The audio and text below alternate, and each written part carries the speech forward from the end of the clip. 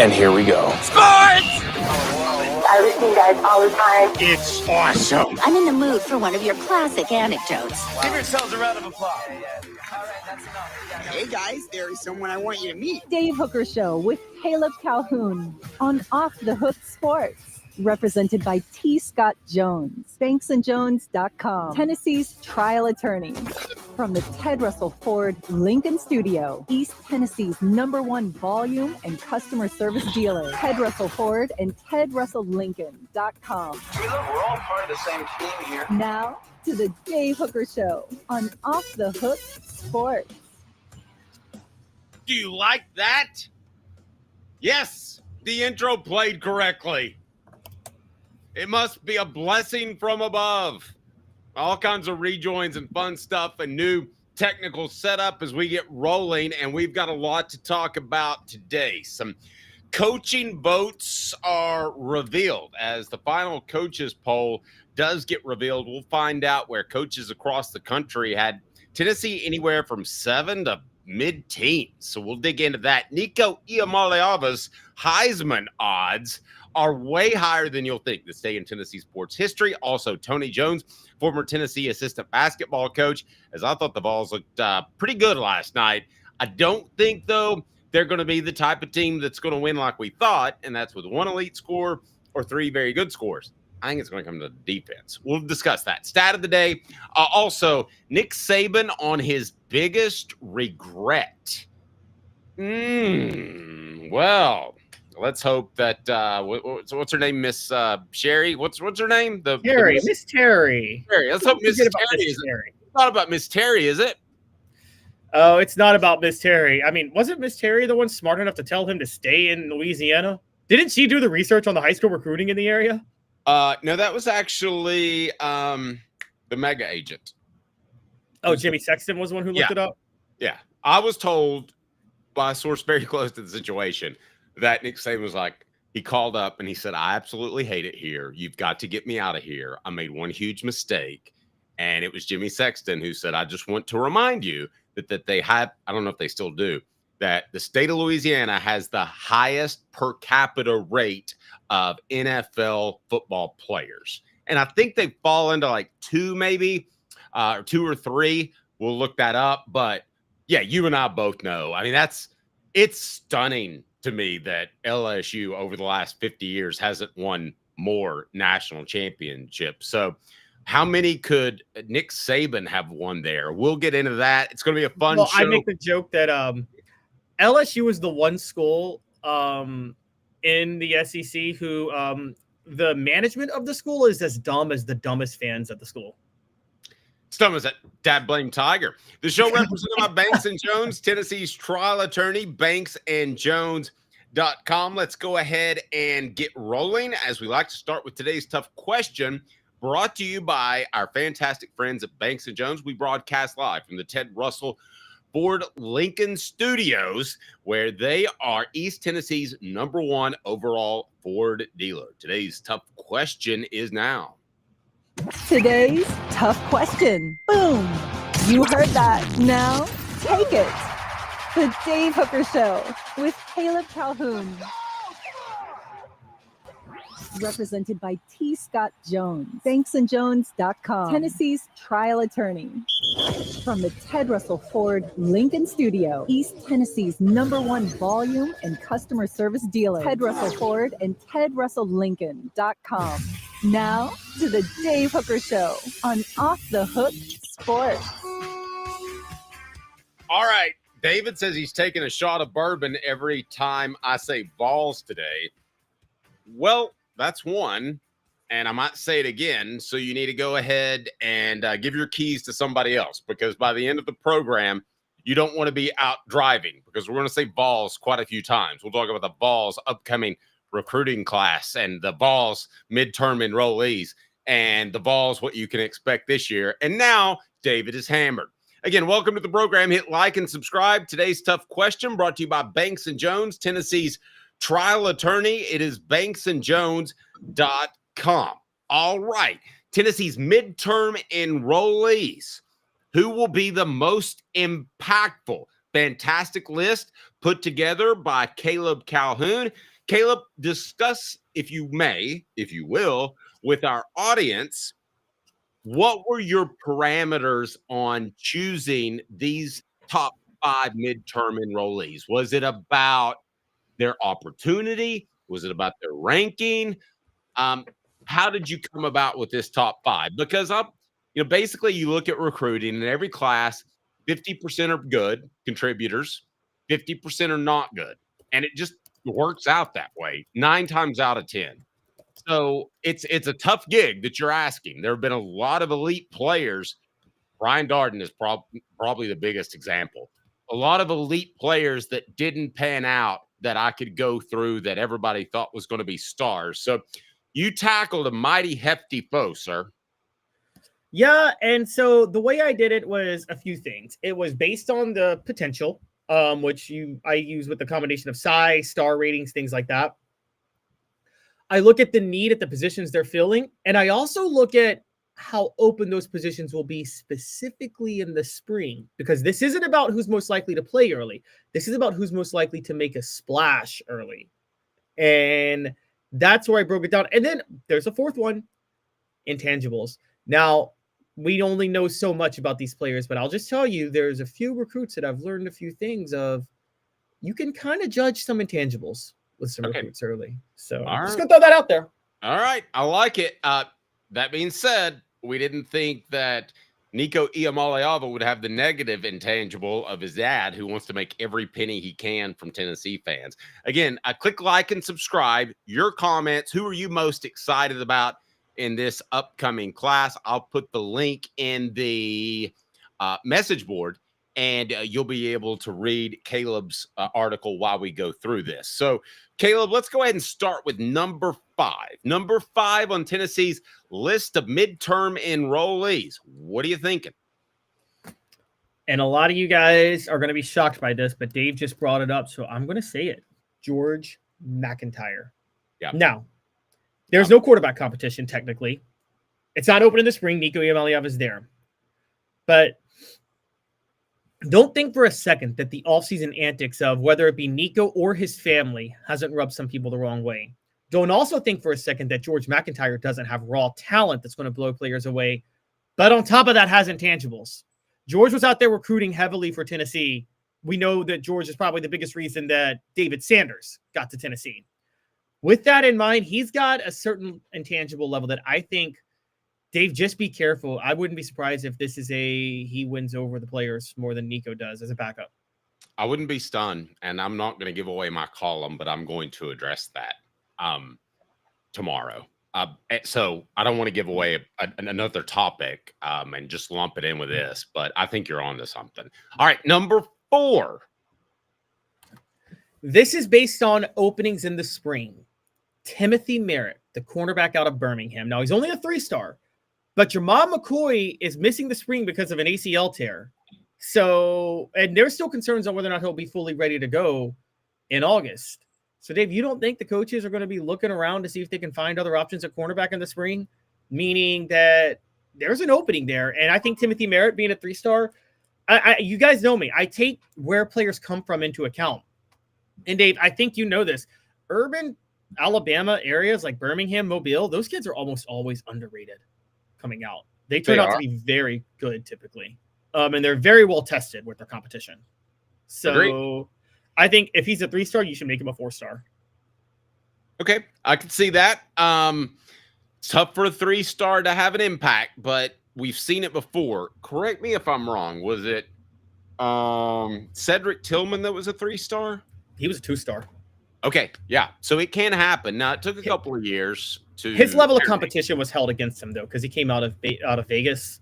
I think it was Bishop Gorman High School out of Vegas. Yes, it was. And I think that people are low on – there's just not a lot of competition out in Las Vegas. I don't know why. Big population there, but it doesn't seem to be like there's a lot of competition for talent out of the Vegas area. I'll tell you, when I go to Vegas, football is about the last thing I think about. All right.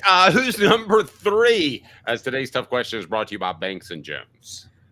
Number 3 is Travis Smith Jr. at wide receiver. Now, we've talked about this. Travis Smith, Rodarius Jackson. Tennessee's got 3 4-star wide receivers coming in. They lost a lot of receivers to the portal this year. Now, true, they picked up Amari Jefferson.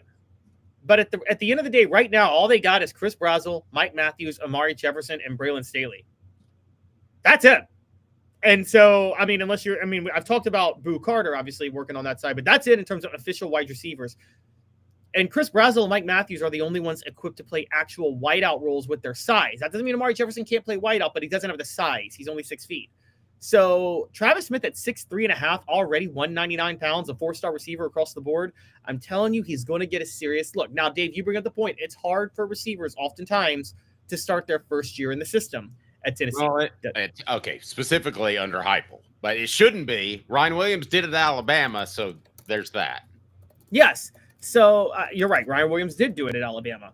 Also, some players can be a little bit unique. And I think Travis Smith is one of those that could be. Don't want to get too diverted here, but if Ryan Williams had signed with Tennessee, would he have had a major impact last year?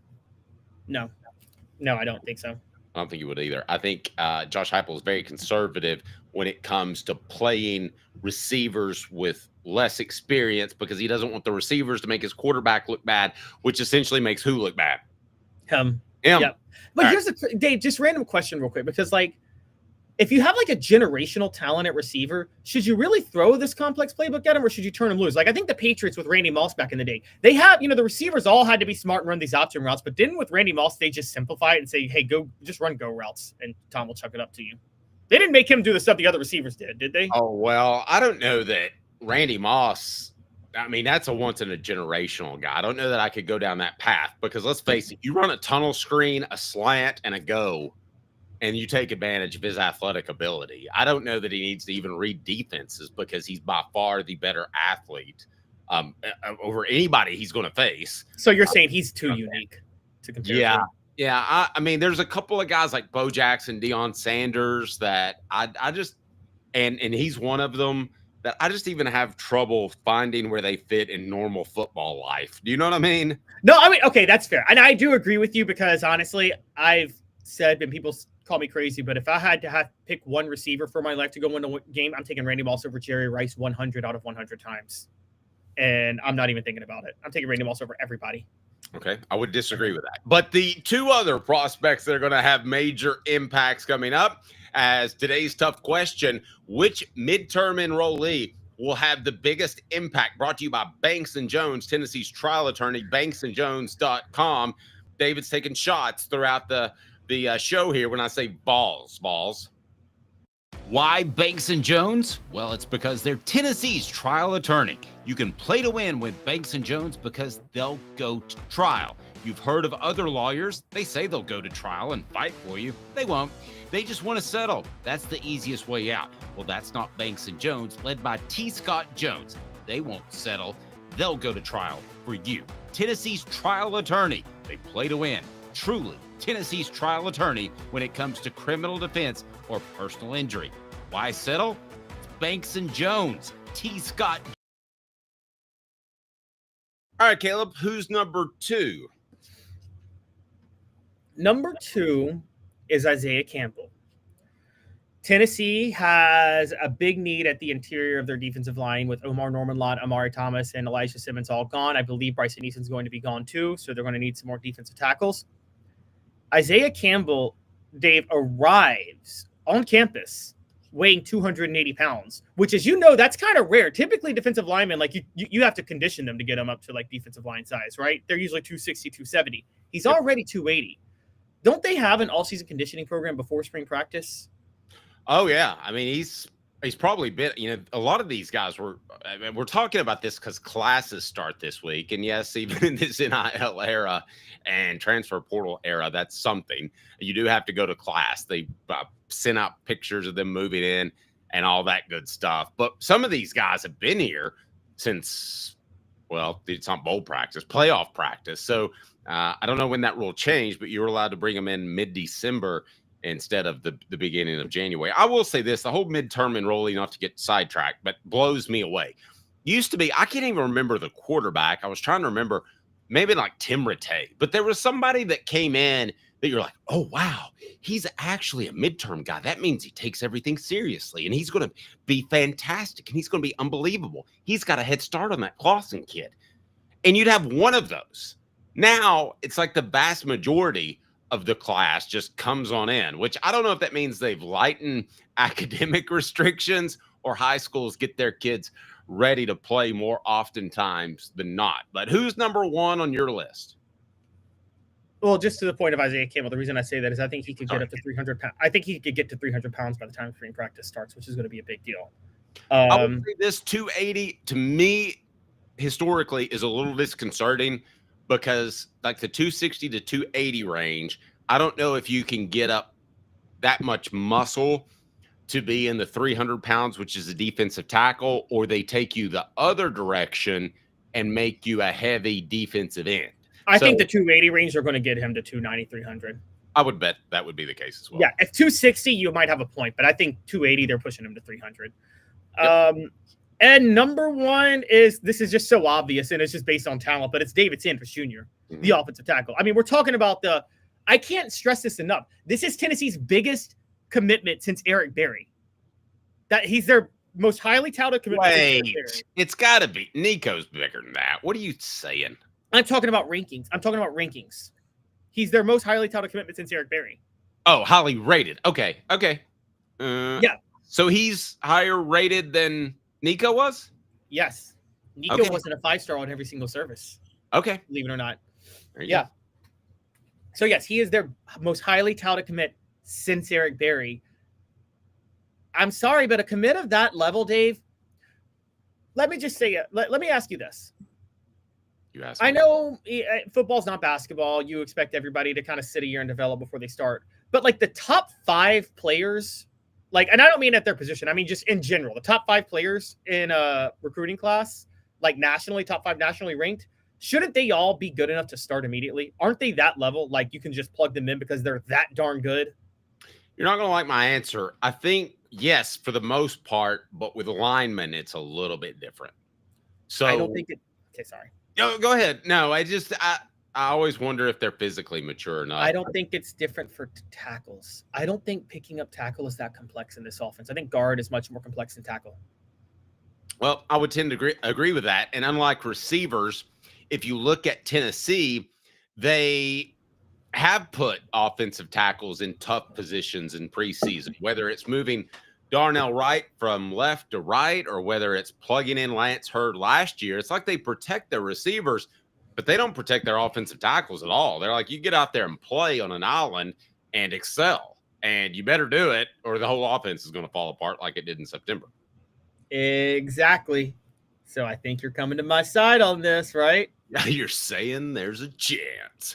Hit that like and subscribe button. The show brought to you by Banks & Jones, Tennessee's trial attorney, banksandjones.com, as we broadcast live from the Ted Russell Ford Lincoln Studios. And do want to let you know the UPS store in Hardin Valley is helping individuals and small businesses, wide range of products and services, locally owned and operated. The link right down below. The Douglas family, former Vol David Douglas and his wife Denise Douglas, will take care of you. This day in Tennessee sports history is brought to you by our friends at Work Truck. So what do we got this day in Tennessee sports history, Caleb? So on this day, all the way back in 1977, Dave, going back for you. How many years ago is that? Is that 48 years? No, that's 48 years ago. Yeah, I could. I'm gonna do the math pretty easy because I'll be 51. I was born in 74, so that would be 47 years ago. No, 48, 77. Sure. Wow, you couldn't even do the math. Jeez, Dave. I didn't really try. I just was hoping you were right. So back in 1977, let's go full presidential on here. Joking. Go ahead. Jimmy Carter had just gotten inaugurated, it was within 2 weeks of his inauguration, funny enough. Tennessee beat Alabama in basketball 102-93. Alabama was ranked number 3 at the time. And Tennessee beat them at home. It was 10 days after they beat second-ranked Kentucky. This propelled the Ernie and Bernie show This was during the Ernie and Bernie show. This propelled them to an SEC regular season title that year, which they captured. And then Ray Mears retired after that year because of health issues. Burt Bertelkamp was on that team, by the way. This is also the day that President Carter pardons all draft dodgers. So you got that too. Do you want to talk? Yes. Was it on the 22nd? Yes. You want to talk some politics there? I don't want to do that. Pretty base that he did that like within a day of being president, though, isn't it? Yeah, it was something, I guess. What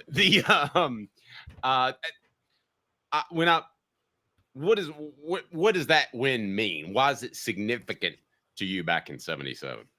Well, it propelled Tennessee into the top 10. And again, it led to them winning the SEC regular season title, which was kind of, you judge teams on their regular season back then. It should still be that way, by the way. But it was Ray Mears last year, and it was the peak. It was the pinnacle, kind of the watershed moment, if you will, of the Ernie and Bernie show. And I think that obviously this was, this team was loaded with talent. Bernard King, Ernie Grunfeld, Reggie Johnson, who became an NBA player. Terry Crosby was coming off the bench. All four of those guys I just named became NBA players, and 3 of them became starters in the NBA. 2 of them became all-stars in the NBA. So we're talking like a legendary team that Ray Mears was coaching. And I mean, they were incredible that year at Stokely. I mean, they were unbeatable when they were at Stokely that year. They swept Kentucky. Funny enough, they swept second-ranked Kentucky, beat them on the road and at home, which is why they won the SEC regular season tournament title outright. During that time, there was no SEC tournament. So it was just the regular season. So them winning the SEC regular season title, they can actually claim they were the SEC champs of that year, which was a big deal. I like it. Let's go ahead and bring this guy in, as I want to update the poll question that we had out there. Vols have the 11th best. I'm sorry, I missed a word. Vols have the 11th best signing class in 2025. Good enough? Yeah. Heupel can still manage. No, just doesn't line up. There was a time where I would have told you that if you're 11 and in the teens, like where Tennessee has been lately, that you cannot compete for a national championship. But the transfer portal, not because of guys you bring in, but NIL, because of guys you can keep, I think that's changed. And we'll have something up about that and my thoughts a little bit later this afternoon. Let's bring in our special guest. He's usually going to be later in the week, but I don't know. Caleb has to take a day off, which I'm not a big fan of. But, you know, you got to keep your people happy. So he's off tomorrow. So Jimmy Himes will join us for the entire 2 hours. So we're going to go ahead and jump in there right now with Tony Jones, former Tennessee assistant basketball coach. Who is Hey, Hook, I gotta correct you on that. I was never the assistant. I was always the associate head coach. I'm sorry, the associate head coach. Apologize for that. Yeah. And I actually think I've done that before. What is the deal with you and Sterl? Because I saw Sterl last night at the game, and you guys look like you're like 32 years old. You know what? Sterl the Pearl is my guy. I love him, and he's so energetic. And you know what? To be honest with you, I didn't even know that he was a quarterback for the University of Tennessee till about 2 or 3 months ago. That he played at UT. I was like, what does this guy do? And I've known Sterl for a long time, but I just, you know, the electrons never came together. Yeah, well, he didn't play a lot. He was more like Zach Turner than Chris Austin. Is that wrong? Hey, or Stephen Pearl. Oh, that's pretty good stuff. All right, let's get rolling with Tennessee's basketball team. I'm going to make a statement, and you tell me if you agree or disagree with it.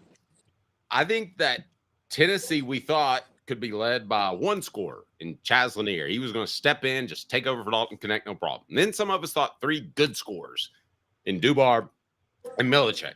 Now, I think this team's best option is to be tough, physical, play great defense, and that sounds like a Rick Barnes team. What do you think? I agree. I think that's the recipe to success. I mean, they didn't do it against Vanderbilt on Saturday down at Memorial Gym. They did it at home against Georgia. They did it last night against Mississippi State. They held them to 33% from the field, 30 from three. Mississippi State with Chris Jans was coming in with a physical nature and to play inside-out basketball, but Tennessee kind of took them out of what they do. And then, Chaz came through and scored 23 points. He scored 17 against Vandy. So he's averaged 20 points over the last couple games, which is productive and positive for the Vols. Tony, I'm going to present something to you that would probably make a basketball coach's head explode, but I'm going to do it, which is that I agree with you, and I know that if any coach would love the way this Tennessee team plays defense, and they play amazing defense. However, when it gets into March, my concern is I've always felt that in that 6-game NCAA tournament stretch, if you're a defensive-minded team, but you let your offense come and go, you're going to get got by somebody in March. And right now, doesn't Tennessee look like they let their offense come and go? And isn't that dangerous? Well, yeah, that could be problematic, especially in a one-and-done situation. They have to, be able to, like you earlier alluded to, have multiple guys that could step up. If Chaz is out or in foul trouble, say the Illinois game down in Champaign-Urbana, when both of those guys, Chaz and ZZ, got into foul trouble, and, you got a guy like Gainey stepped up, Kay Phillips stepped up, D. Stone played well that particular game. If you can get guys playing complementary basketball on the offensive end, then you can win some of those games where, the other team is shooting really, really, really well.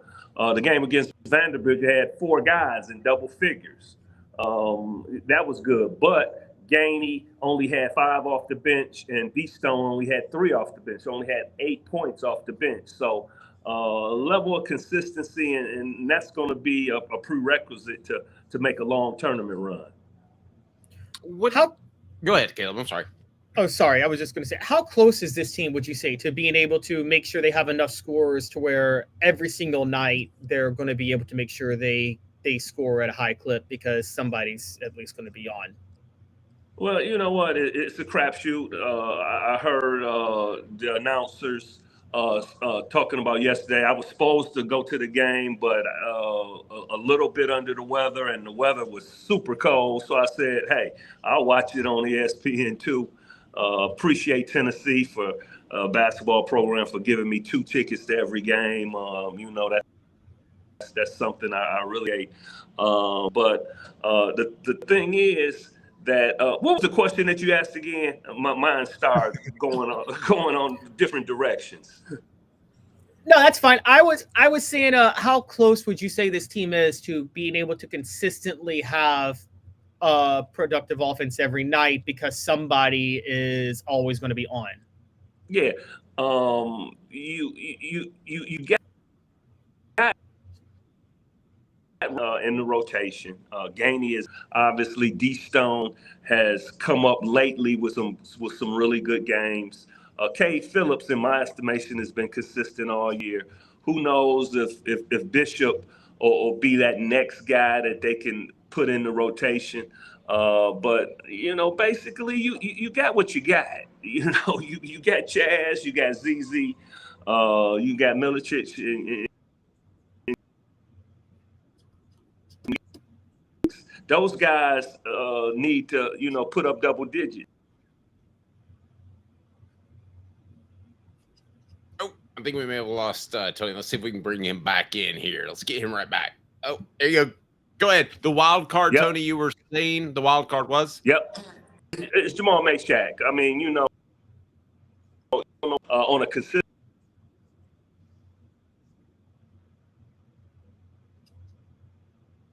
Oh, man, we're having connection issues. Jamal Mayshak, your thoughts on how important he is. We'll get reconnected with Tony. Go ahead, Caleb. Jamal Mayshak. I think he's huge. If Jamal Mayshak can actually be an offensive threat, then Tennessee's where they need to be. Okay, we got him now, I think. Yeah, but that's not – do we really think that – we don't think that Jamal Mayshak is actually going to be an offensive threat, do we, Tony? Or is that a possibility? Oh, now we lost your audio. Oh, man. Dude, click There like. is no audio. Yeah, click like and subscribe if you would like to hear from Tony. We'll see about getting that worked out. It's all right, Caleb. We'll work it out. All right, so let's bring Tony back. Tony, Hear me? yeah, we got you now.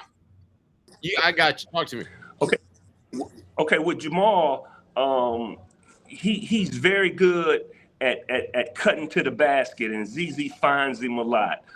He cuts with a purpose, and if in three against Georgia, he hit a wide open three. If he can make one, I'll tell you what. Let's move on. That's difficult. No, let's try it one more time. All right, we're gonna give this one more shot here, Tony. You look good now. All right, go. yeah, I mean, Jamal, he cuts with a purpose. He can get anywhere from 4 to 6 points a game off of that, and if he can knock down a three, and then if he can get out in transition, because he's a very good athlete, get out in transition, score a couple points there, then you got 10 points. And if you can get that type of productivity, then you got something going there. All right, give me a preview of Bruce Pearl's basketball team from a guy that not only knows basketball, but that knows Bruce Pearl. What do you make of the Tigers?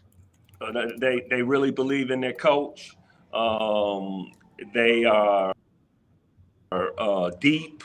They play well together. Tough. They're tough as nails, and it's going to be a challenge to go down into the plains and beat them. I mean, the jungle, it is indeed a jungle. It's the toughest place in the league to play right now because they got dudes, and in my estimation, they have the most talented coach in the league. Wow. Let me ask you about the fight that they supposedly had on the plane. I don't think that's always a bad thing. Basketball players can't really fight. So they're not going to hurt each other. Sometimes you need that little rowdiness. For those that didn't hear, there was reportedly a bit of a tussle on the plane. But again, I think Tennessee could probably use a tussle from time to time. Hey, it ended up allowing them to win the game against Houston. They went down to Houston and beat a ranked Houston team that was ranked above Auburn at that particular time. So I know those players. I talked to Bruce about it. He didn't really want to get into specifics, which I get. But he said, "Hey, Tone, it made our team closer, and they know that I'm not taking no stuff. This is a tough, close-knit organization. That's how it's going to be ran, and you can see how they've been playing. I mean, they're number one in the country. Their only loss is to number 2 Duke at Cameron Indoor Stadium. It's a tough team." And somebody in the SEC is going to have to go catch them because they're playing really, really well now, even without John A. Broome. So how do you beat this team? You beat this team by holding them to less than 35% shooting from the field. You limit their transition baskets. You limit their second opportunity baskets, what we call second chance points, and you take care of the basketball. You don't turn it over. If you don't turn the ball over, the decent field goal percentage, hold them under what they're shooting and keep them off the glass, then you got a shot to win. Good luck. Great stuff, buddy. We greatly appreciate your time, and we will visit with you next week. Have a blessed day, sir. And I need one of those zip downs with the off the hook. That looked pretty sweet. That's something T. Jones could rock. I can take care of that. We'll get you one. No problem. Will you wear it to the arena? Oh, definitely I'll wear it to the arena. Love this guy. All right, brother. I'll be in touch with you. Okay, Tony's one of my favorite dudes. All right, so Caleb had us up to speed with this day in Tennessee sports history, which talked a little bit of basketball. I'm going to do a little pop culture, if I may, before we get to a very important football topic that must be discussed, and that is way too early predictions for 2025 for Tennessee are all over the place. There's almost there is a double-digit difference. There's a dozen difference between what I would consider the reputable highest media outlets, and some have Tennessee at 7, some have Tennessee at 19. So we're going to tell you where we have them, but a little bit of pop culture. It was this day back in, when was the day? Oh my goodness, I've lost it. Oh, this day back in 1985, the Thundercats was released, by the way. Did you like the Thundercats? I mean, I wasn't born in 1985, so, you know. All right.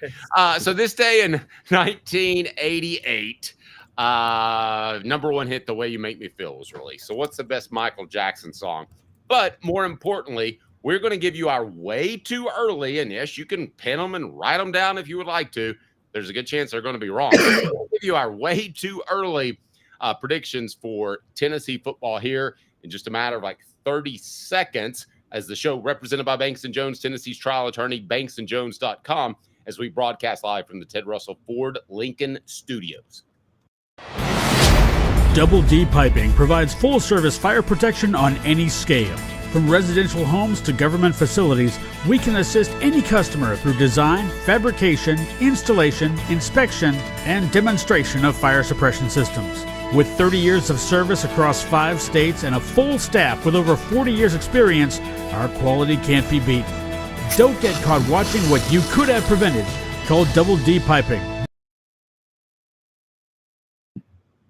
With a lot of jobs, but this one is the most important. This is not government work. As such, I treat it with care and attention. Until someone else calls.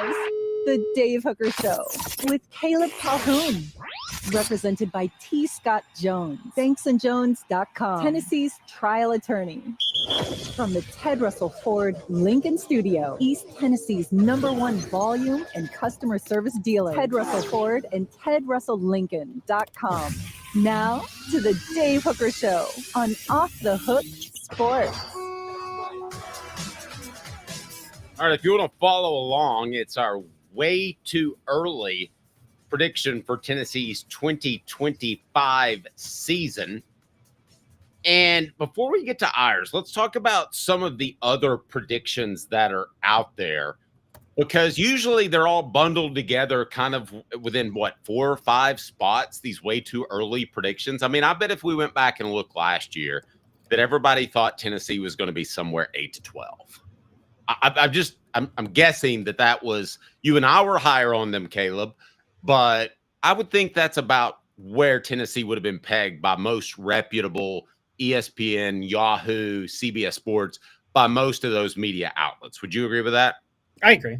I agree. Because we're not going to do the research and check each other. But now it's really, really all over the place.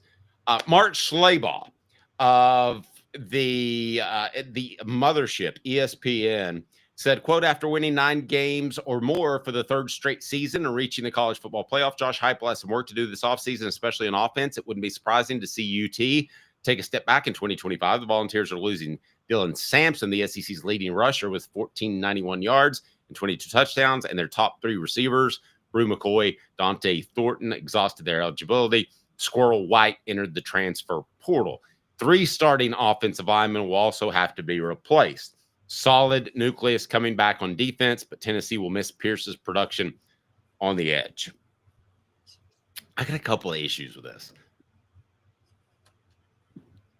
I don't believe that White is considered a loss by Tennessee's coaching staff. Maybe Mark has a better feel for it. I'm not knocking him. I've got a lot of respect for Mark. He does a fantastic job. I absolutely love his coverage of the Masters. And I don't know what production you're having to replace from James Pierce. He has Tennessee all the way down at 19, which is about an 8-4 record. Listen, if they slip that far to 8-4, that means a loss, or that means 2 losses in which you're favored in. So Josh Heupel will enter the 2026 season firmly on the hot seat if they go 8-4 this year. Any disagreement with that?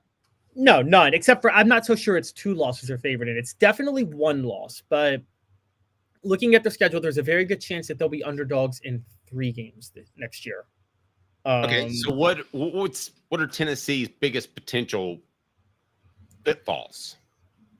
So, and we're going to talk about their win totals next year. But Georgia, early in the season, I wouldn't be surprised if they're an underdog on that, even though they're at home. Alabama's on the road. I could see them being I think they will be an underdog on that. But November at Florida. Look, guys, Florida's a dark horse team next year. I keep telling you guys that. Like, they could end up being really, really, really good. And if they're really, really good in late November and given Josh Heupel's track record on the road, don't be surprised if Tennessee's an underdog. But still, 8-4 would be a very, very, very bad look with the returning quarterback. So, and it would probably grease the rails that Nico is just going to cruise on out of here, unless he's just not good enough to play in the NFL. But I would be concerned that he would transfer too, because he's already played that card once. That's why I think they need to get George McIntyre ready. But we'll talk about that tomorrow. Now, Schleybaugh is definitely the most negative on the Vols. Yahoo Sports is the most positive. They had Tennessee at 7. However, I cited CBS's Dennis Dodd because I do know him. He ranked Tennessee number 9 in his poll. So the Yahoo Sports was a bit optimistic by most standards. He writes, Nico Iamaleava was exposed a bit playing in the cold against an elite defense at Ohio State in the CFB. No matter how much progress the Vols have made, Iamaleava and Tennessee likely will have to win a game like that to take the next step. Losing SEC leading rusher Dylan Sampson will hurt, and the offensive line needs to be retooled. Defensive coordinator Tim Banks is a star, so don't expect a big drop-off on that side of the ball. I don't know if Dennis Dodd's ever been to Knoxville because it is not warm all the time. I mean, I've been in a ton of games that were brutally cold for Kentucky and Vanderbilt through the years to know that Tennessee is not Miami. That if they have to travel to Columbus, or when they traveled to Columbus, it wasn't the weather that did them in. I don't understand that. I'll take it a step further. I don't know if Dennis Dodd watched that game. I don't see where you watch that game and say Nico Iamaleava himself was exposed. Maybe like Tennessee as a team, but like there were about the running back, not as much talent overall, especially when you lose Dylan Sampson. That Nico's play is probably 6th, 7th on the list of why Tennessee lost that game. Yes, exactly. That's like nobody would sit there and say Nico was exposed watching that game more than anything else. Yeah, they lost their. I mean, when he just brings up losing Dylan Sampson, they didn't have Dylan Sampson for Ohio State. Now, yes, they got Drax in that game, but I'm going to say this as high as I am on Dylan Sampson. And Dave, I think you'll agree with me on this. At the end of the day, he's still a running back, right? And at the end of the day, like, what team has ever been? I get it. The Eagles are about to go to the Super Bowl probably because they signed Saquon Barkley. Baltimore would have gone to the Super Bowl by signing Derrick Henry if Mark Andrews didn't like throw that game. I don't know if he had bets against Baltimore in that game, honestly. But how many teams in college? Who's the last team you could think of in college that like took a step back because they lost a running back? Well, that's a good point. Now that nobody. Probably Penn State when they leaned on Saquon Barkley. They probably took a little bit of a hit because they fed it to him. The other only elite tailback, in my opinion, has the guy, the Titans guy. What's happening? Derrick Henry? What I was talking about? And that's the only other one. And it ain't like Alabama missed him. Right. Alabama replaced him, no problem. So that's a great point. I'm gonna call funky stuff on that. I don't see that losing a great tailback ever really hurt you. And the Titans pretty much posted the same record with or without Henry, right? No, they didn't. No, they didn't. But well, actually, wait, let me take that back. If you talk about within the confines of the 2021 season when they had the team constructed, yes, but I don't want to go into that. But never mind. You are right about that. They were more or less the same. Alabama, the interesting thing, though, I mean, let's go back to Tennessee in the 90s. How many times was it, they lost Jay Graham. What are they going to do? Jamal Lewis is a stud. Jamal Lewis is down for a season-ending injury. What are they going to do? Travis Henry's a stud. They lost Travis Henry. What are they going to do? Travis Stevens sets single-season rushing record. I mean, like, you had a run from, like, I would say, like, starting with Reggie Cobb getting kicked off the team in 1989. Actually, let's go further back. Johnny Jones in 1984. You had a run from Johnny Jones all the way through Travis Stevens of 2001. Where was, how are they going to replace this running back? And they kept replacing them and upgrading. It felt like. Right. So it just, it made no difference. All right. It's going to be interesting to me to see what is the differentiating factor. So we're going to get to our predictions. And there's a lot of people in the message board, they're going to call me all out crazy. But I think Nico's development this year will be the difference in what Tennessee did last year, which was make the college football playoff and look like they didn't belong there and actually win a game, which I think they will this year. And I'll have my prediction coming up. In other words, I still believe in Nico. I'm not going to name names, but I've been around quarterbacks that the parents are all over the coaches. They're ringing the phone. They're blowing them up. And man, what do they want? What did they want back then, Caleb, out of their precious little Johnny? They wanted them to play all the time. Bingo. Okay. What do they want now? Money. Right. Cold, hard cash. Right. So when you dole out that check and you know that your son's going to be the starter, I'm not taking your phone call if I'm Josh Heupel and Nico Iamaleava's dad wants to complain about the fact that he threw it 18 times in a 10-point win over Florida as opposed to 32 times because he loves his son's arm, which he should. I'm not taking that phone call. In other words, I think the distraction is closed. Now, if this were another couple of quarterbacks that I've covered, I would not think the distraction is over, and I would think it could affect the individual young man's play. And I've seen kids go sour because of parental influences. I don't think that happens in this NIL era. I stroked you a check, man. You go out there and do it, and I'm calling plays, and I'm doing what I want to do. And if you don't like it, then I'm calling on George McIntyre. Yeah, no, I agree. It's a way different relationship. Totally different relationship. By the way, just want to address the message board because people keep bringing up like, oh, Pitt when Tony Dorsett graduated or the Pony Express. Guys, you're making my point. That was the 70s and the 80s. Right. We're talking about the last 20, 25 years. Yeah. Oh, well, back in 1932, when you lost your punter, you had a tough time replacing him. And so, okay, guys, come on. Okay, so I'm with you on Nico Iamaleava. And when I get to my prediction, I'm just going to say this. And we're going to talk about this later in the week. We're really underrating the fact that Tennessee is returning Nico Iamaleava when none of the other top-tier SEC teams are returning their quarterback. Not one. That's pretty strong. Yeah.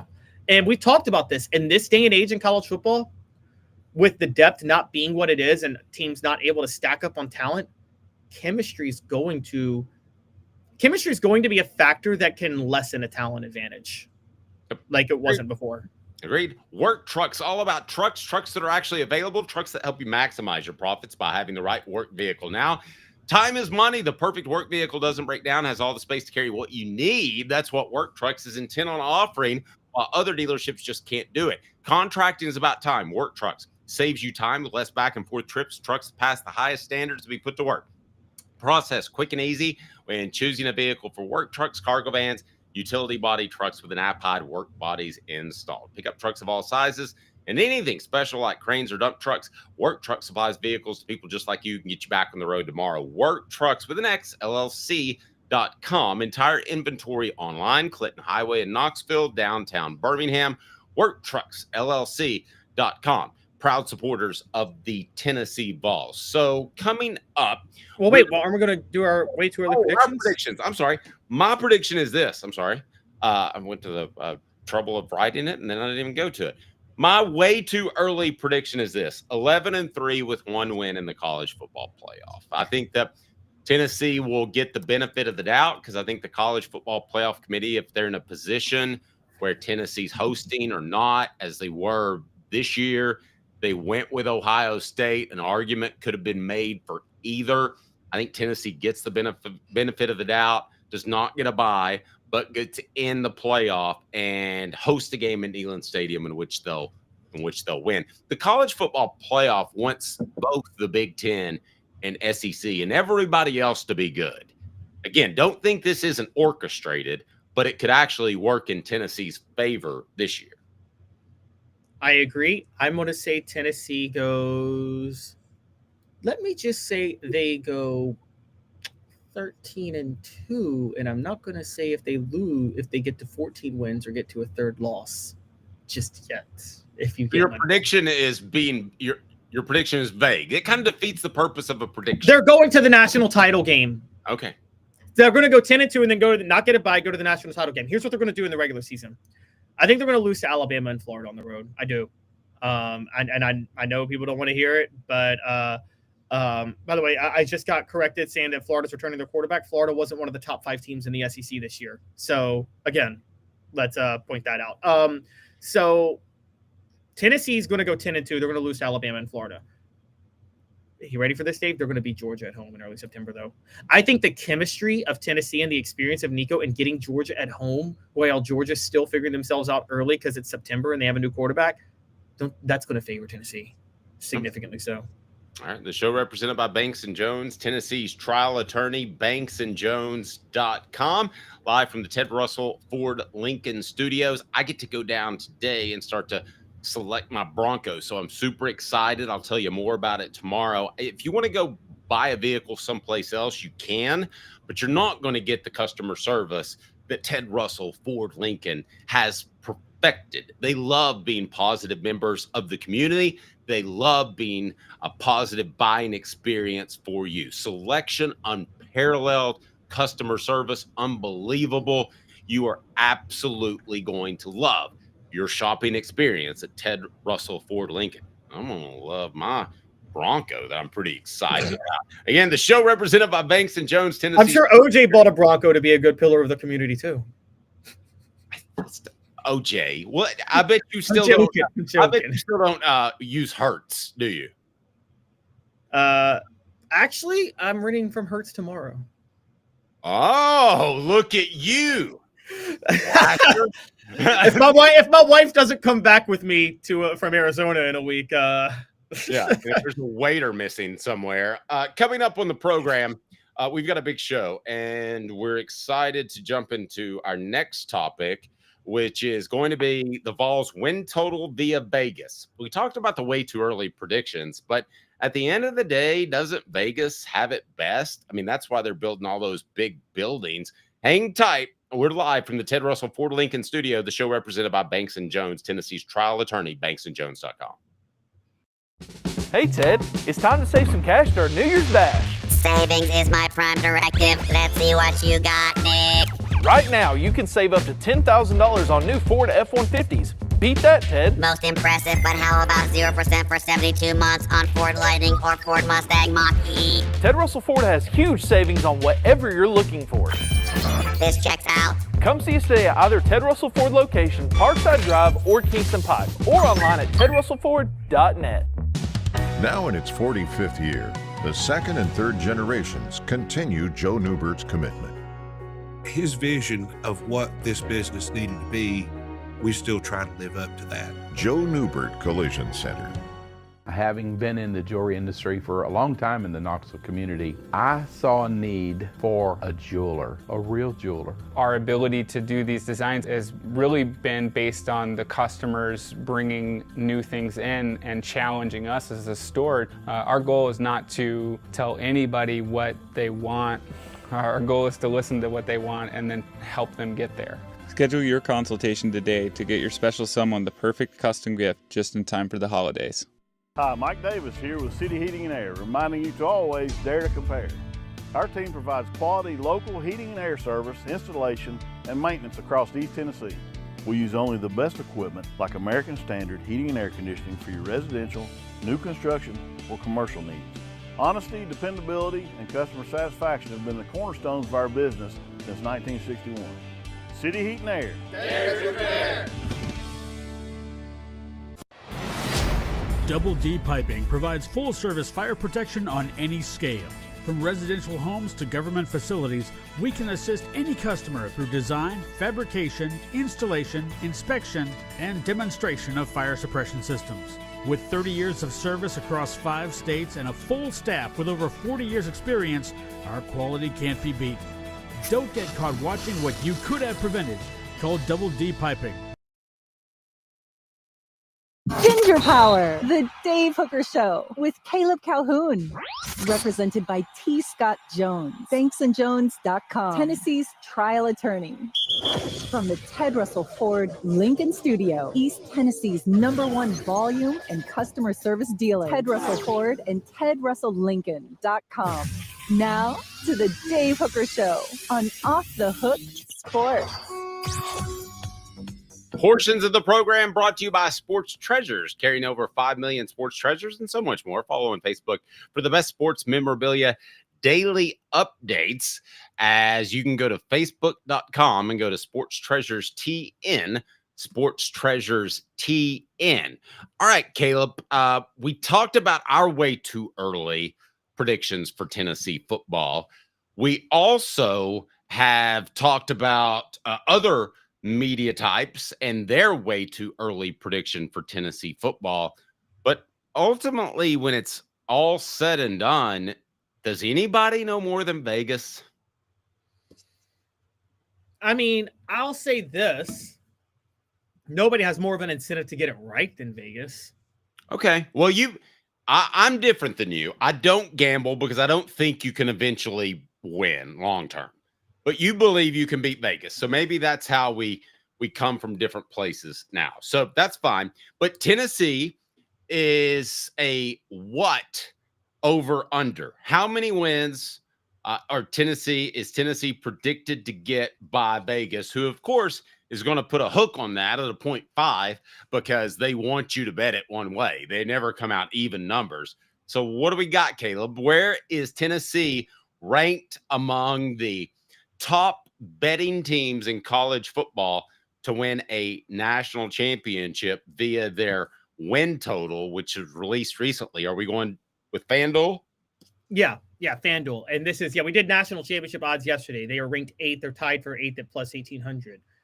Their win total, which is what really stands out to me, is 9.5. That is tied with Georgia and Texas for tops in the SEC. So they are picked to win 9.5 games, which is tied for the most of any SEC team next year. Now, here's what's blowing my mind about this. FanDuel makes no sense. I'm just going to tell you guys that up front. Yes. Alabama, their win total set at 8.5, below Tennessee. But I talked to you guys yesterday. Alabama's ranked higher than Tennessee in terms of national title odds. How in the world is FanDuel setting Alabama's win total below Tennessee's, but giving Alabama better title odds than Tennessee? Maybe they're partying over there at FanDuel. I feel strongly. Now, the 9.5 is not regular season. That's complete games, correct? No, that's regular season. Okay. So I'm saying that Tennessee wins 10 games. Well, I've already given you my prediction. I think you said you had them going 10-2, so you're saying take the over. I'm taking the over for sure. It's a poll question right now that you can take part in. Vols at 9.5 wins per Vegas. Over or under? It's about 50-50 right now. Michael Jackson's best song, Thriller, Beat It, Don't Stop Till You Get Enough, The Way You Make Me Feel. Thriller got 61% of the vote, Beat It 17%. The answer is Don't Stop Till You Get Enough. The Way You Make Me Feel is 2%. So you're a fan of pre-Thriller Michael Jackson. You like the disco Michael Jackson. Yeah. Oh, yeah. Oh, I like them both. I saw Michael Jackson in concert in Neyland Stadium. So big Michael Jackson guy. I mean, you were underage when you saw him in concert too, weren't you? So I bet. Yes, my mom. I bet you were the perfect demographic for Michael Jackson. Yeah. My mom was offered backstage passes and said, "No, my child is underage." You're like, I'll see him in concert, but I'm not going to hang out with him. No, that's right. So, what are the? Yes, it's a 12-game season. It's like you'll watch OJ play, but you're not going to let your daughter date him. Right. But Steven, I know it's a 12-game season. I was just wondering if this over/under, because I don't gamble, considers postseason wins. So, what are the swing games, Caleb? We went through them briefly, but to get Tennessee to 10 wins, what has to happen looking at their schedule? To get to 10 wins, I think it's very simple next year. They have to win one game between Alabama, Florida, and Georgia. I mean, that's like so obvious because it's like it's their season every year. I mean, those are the games you circle if you're a Tennessee fan, right? Florida, Georgia, and Alabama. But going through the list, excuse me, they opened the year against Syracuse on a neutral site. By the way, worth noting, I want to point this out. Early lines is out for that game. Tennessee's 13.5-point favorites over Syracuse to open the season. Nice. Okay. Which is pretty impressive because I don't know if you know this, Syracuse went 10-3 last year and finished in the top 25. Mhm. So they're a good football team. Then they're gonna play ETSU, which is their Division II throwaway game. Then they play Georgia, which is like the first circle game. Georgia's their new Florida, pretty much. Then they play UAB. Then they go visit Mississippi State. Now, I still maintain watch out for that. I thought Mississippi State was going to be dangerous this year. They weren't. But now with the full year to learn Jeff Levy's offense, they could be dangerous next year, couldn't they? No. And you think Jeff No. Levy's... I like Jeff Levy. I think Mike Leach is one of the greatest offensive minds of our generation, and he only got them to 9 wins. So I don't. Yeah, like but you always talked about Mike Leach just ran a system and didn't do anything extra or deviate from it. Yeah, but that's about as good as you're going to do at Mississippi State as Mike Leach. And maybe Levy, but Levy, if he's going to go, if he's better, he's not going to be like Sharkey. Dan. It was actually Dan Mullen. But but here's the thing, Tennessee's issues on the road. So they're playing Mississippi State on the road. So if Mississippi State's capable of being a 9-win team, isn't that a dangerous situation for Tennessee visiting them? Well, yeah. I mean, it's still a SEC. Could that not be their Arkansas? Well, that's what I was going to compare it to. I mean, to me, Arkansas is a more physical team and one that you should have been more wary of. Mississippi State's going to run similar stuff to you, which helps you prepare because you've seen it in practice. Mississippi State really doesn't scare me at all. What other games might be the Arkansas, so to speak? All right. So after Mississippi State, they have a bye, and then they, funny enough, play Arkansas at home. I think they're not losing that game. I can tell you right now, they are not losing to Arkansas at home. There's a 100% chance they win. When that line comes out, I'll take the Vols, no matter what it is. That has all the feel of a revenge game. All the feel. It does. Afterwards, they visit Alabama.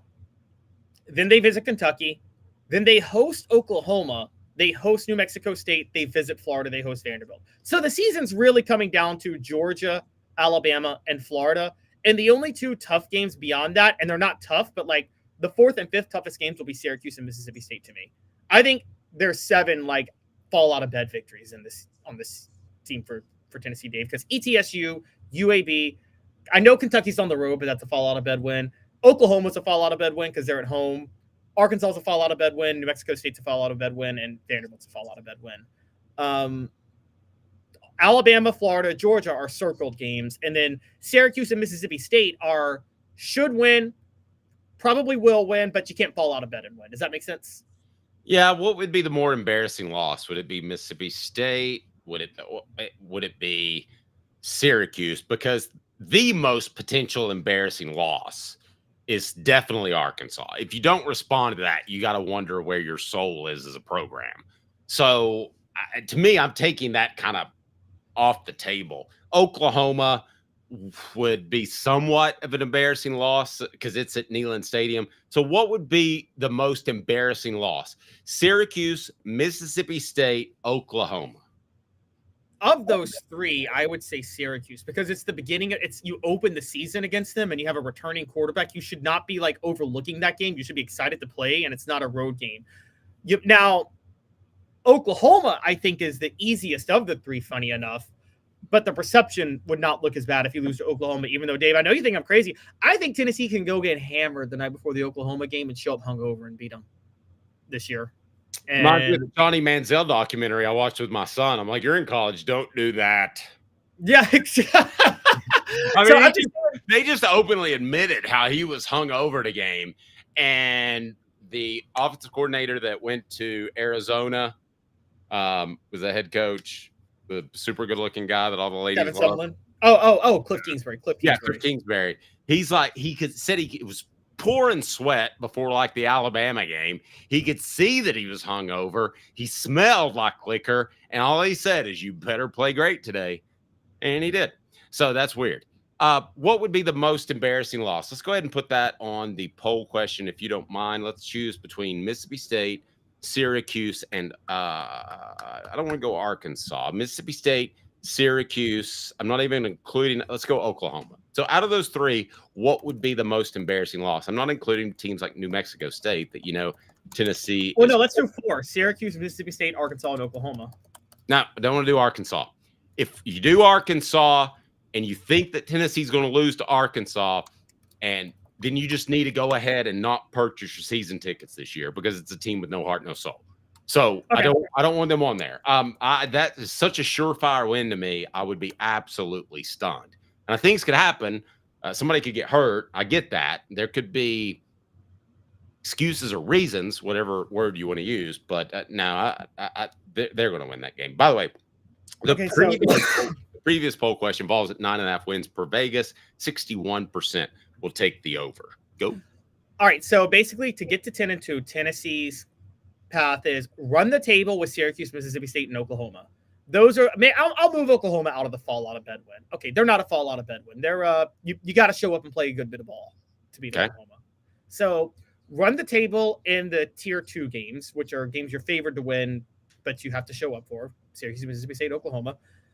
And then steal one of the 3 between Georgia, at Alabama, at Florida. And tell me if I'm crazy on this, but I think Georgia's the most likely win of those 3, being at home. I'm not saying they're the best team of those 3, but I think getting them early and getting them at home.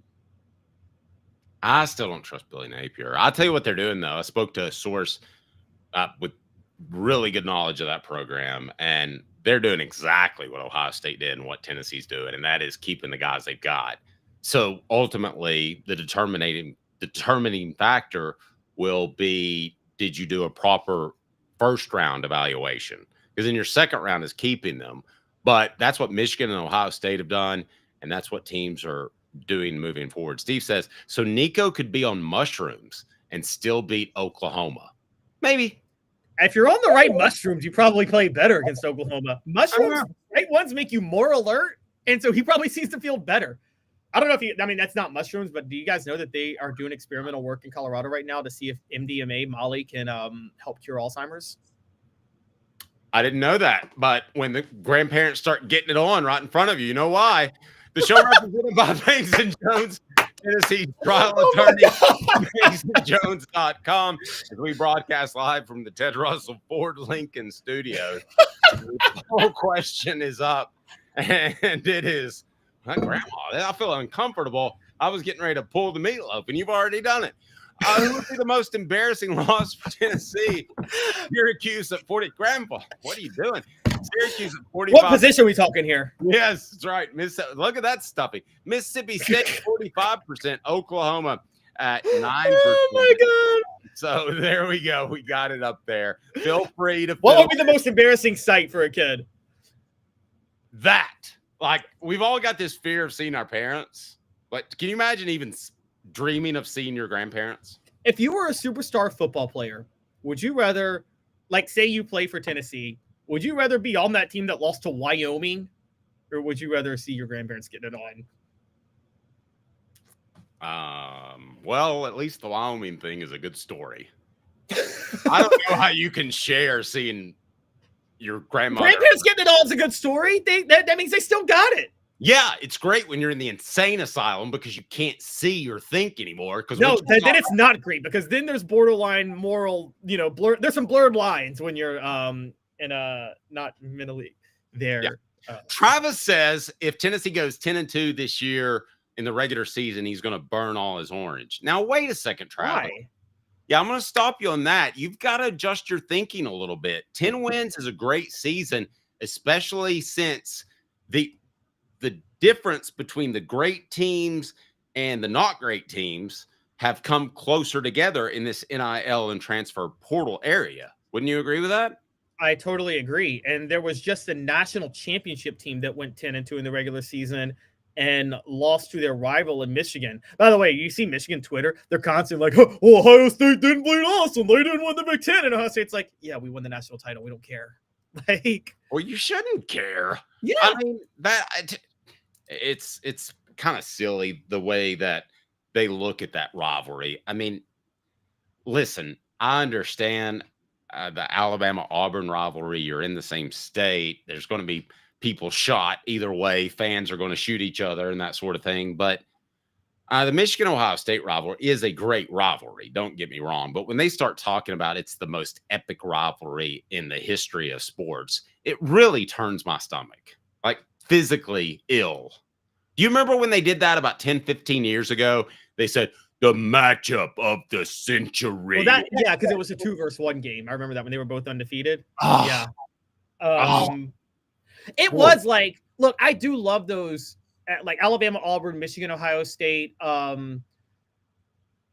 think the reason it's unique for Michigan, Ohio State, remember, is for so long the Big Ten had so many mediocre teams, so it was just Michigan or Ohio State. So you could circle the game between each other. Whereas like before Alabama gets to Auburn, they sometimes have like 3 games that are bigger than Auburn that year.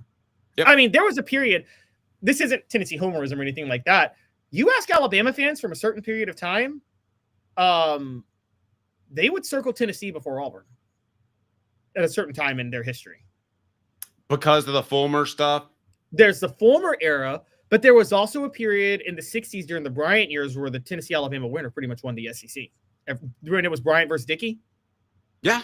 Now, I'm looking at Steve say that he wants a 12-0 season. Guys, it's just about getting in the playoffs. And I'm telling you, as a Cowboys fan, I don't look back at the fact that the Cowboys, lost 3 or 4 games during the season, and 3 of those championship runs. I think they lost 2, 3, and 4, as a matter of fact. But Dave, you may have won the Super Bowl, but you lost the season opener to Washington in 1993. Exactly. So, no, they did. Emmitt Smith held out, so they lost the first 2 games in 93. It's so weird that you bring that up.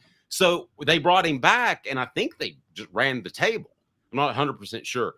But no, you got to change your thinking. And I'm curious with Blind Squirrel Sports, who is a Georgia fan. I know. I mean, have you changed your thinking? Because listen, you want to beat everybody on your schedule, but ultimately you do control your own destiny. And if you go into an offseason upset about losing to a team when you won a national championship, buddy, you need to go to some therapy. I mean, that you're never going to be happy. No, you're not. You're going to lose some games you wish you didn't lose nowadays. It's not. I mean, Oregon, what they did this year was very rare to go undefeated in the regular season. I think as the parity continues to like increase, I mean, I don't think you're not going to see a team go 16-0, right? Do you feel happening a little bit that we didn't see Oregon and Ohio State? Well, we did. They played in the Rose Bowl. Ohio State beat the brakes off them. Yeah, but I mean that we didn't see them with Oregon at its best is what I was trying to ask. I mean, I just felt like was Ohio State that much better, or was Oregon on an off day? I just didn't feel like Ohio State was that much better. I don't know if you remember that Ohio State Oregon game at Oregon earlier in the year. I watched that game, and in my mind, I'm like, if they played again on a neutral field, Ohio State would destroy them. It kind of reminded me of, remember when Alabama got the rematch with LSU in 2011 in the national title game? Yep. Didn't everybody and their grandmother know Alabama was winning that game in a blowout? Because LSU got so lucky to beat them in the regular season that year when they beat them, 9-6 in overtime, and Alabama made every mistake under the sun. And I'm like, and only Les Miles was stupid enough to vote Alabama number 2 because he could have voted Oklahoma State number 2 in the coaches poll. And he was like, I want to play Alabama again. Well, you're a moron, honestly, to want to play them again. Like, I don't think 98 Tennessee wanted to play Florida again, right? Oh, no. Speaking of, the coaches have to release their final vote.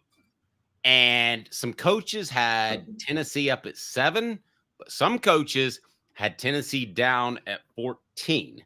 We're going to get into that here momentarily. Brought to you by Rick Terry Jewelry Design. They want to be your jeweler. Looking for affordable game day jewelry, a Tennessee tradition, rickterryjewelry.com, rickterryjewelry.com. All right, Caleb, we have the stat of the day. Stat of the day is what? If people want to weigh in on the poll question, what would be the most embarrassing loss for Tennessee this season? Syracuse, Mississippi State, Oklahoma State, 52%.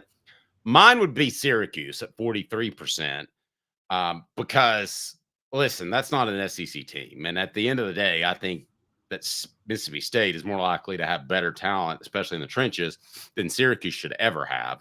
So mine is Syracuse. I don't think we actually answered it ourselves, Caleb. Mine is Syracuse. Not because it's an SEC or not. It's because it's the opener. Tennessee should have unique advantages in the opener. If they're not excited to play that game in Atlanta, then they don't need to be playing football. Honestly, you're playing a ranked team in Atlanta. You know your fans are going to be there. Like, if they're not up for that game, then that's That there's a level of embarrassment beyond just losing that game and the quality of the opponent, honestly. All right, stat of the day. What do we got, Caleb?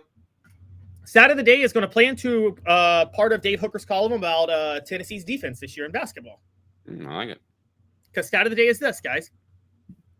Tennessee's defense is ranked 3rd in the nation right now in points allowed per game at 58.6. However, there's a giant concern. Against SEC teams away from home, they're giving up 71 points per game. That's a significant gap. Yeah, and I don't understand that. And they're 3-2 on the road. I get the 3-2. Typically, we say defense travels. Yeah, that's the weird part to me was the Vanderbilt game because Tennessee got wrecked on the inside against Vanderbilt. It's one thing if a team, and I think you would agree with me on this, Dave. Wouldn't you say it's one thing if a team scores 70 to 80 points because they got red hot from 3? Yeah. But like, if Vanderbilt was not good from 3 in that game, it's weird that they scored 76 points because they were dominating inside. It's like, how does struggling on defense in the interior not travel? Like, Felix Opara should be just as good at blocking shots on the road as at home, right? Yeah, somebody told me very close to the program recently that you're going to see Rick Barnes treat these guys like they're a bunch of redheaded stepchildren. And I can say that because I have red hair and both my parents are remarried. So that's how he's going to treat them. He's going to run them and they're going to play hard. Your notion of load management might be a good one, but that's not the direction he's going to go. He wants to get them angry and tough. And I think last night proved it that when they play tough and physical down low, they don't need a Dalton Connect. They don't need 3 very good scores. I'm not saying somebody doesn't have to step up at some point, but man, if they play defense like they did on the interior last night, they're going to win a lot of basketball games and make a run. So my brother had a good compromise for me with the load management, and I'm on board, Dave. You ready for it? Okay. I texted him last night. I'm like, what do you think of Tennessee just resting their starters for the Auburn game? And he said he wouldn't mind it, but he said, how about do this? Just do what you do with the SEC tournament. In games where you want to load manage, just have your players jack up threes the whole game. And if they go in, they go in. And if they don't, they don't. But don't waste your energy. See, I think that's their offense anyway. No, but that's like, don't bother playing defense that hard. Oh. No. Don't bother playing defense that hard and jack a bunch of threes. That's what they did in the SEC tournament. Well, I don't think it's going to happen against Auburn. It's not going to happen in the regular season, but I do think they're going to essentially, I hate saying throw the tournament. They're going to be fine with not advancing in the SEC tournament. They're going to be just fine with that if that's the route they choose to go. And that will be their break. That will be their load management. I've just been told it's not going to happen during the season, and he's just going to whip as hard as he can and go, and work. And he's going to be mean and he's going to be grumpy for about the next 5 or so weeks. This is why Rick Barnes players are always so well prepared for the NBA, but they never actually win anything in college. Maybe beat down? Is that what you're suggesting? Yes, they get beat down. I think that's a fair criticism of Rick Barnes. The show represented by Banks & Jones, Tennessee's trial attorney, banksandjones.com. Coming up, we have an interesting topic to dive into, and that is Nico Iamaleava's Heisman odds. They're going to surprise you. How coaches voted for Tennessee in the coaches poll. That'll be 4 downs here in just a bit. And also Nick Saban on his biggest regret. The show represented by Banks & Jones, Tennessee's trial attorney, banksandjones.com. Stay tuned with Caleb Calhoun. I'm Dave Hooker. This is Off the Hook Sports. Well, Ted, looks like you're settling right into your new space. Affirmative. Powered by the new Ford Lightning. You know, that would be incredible for camping, tailgating. The options are unlimited.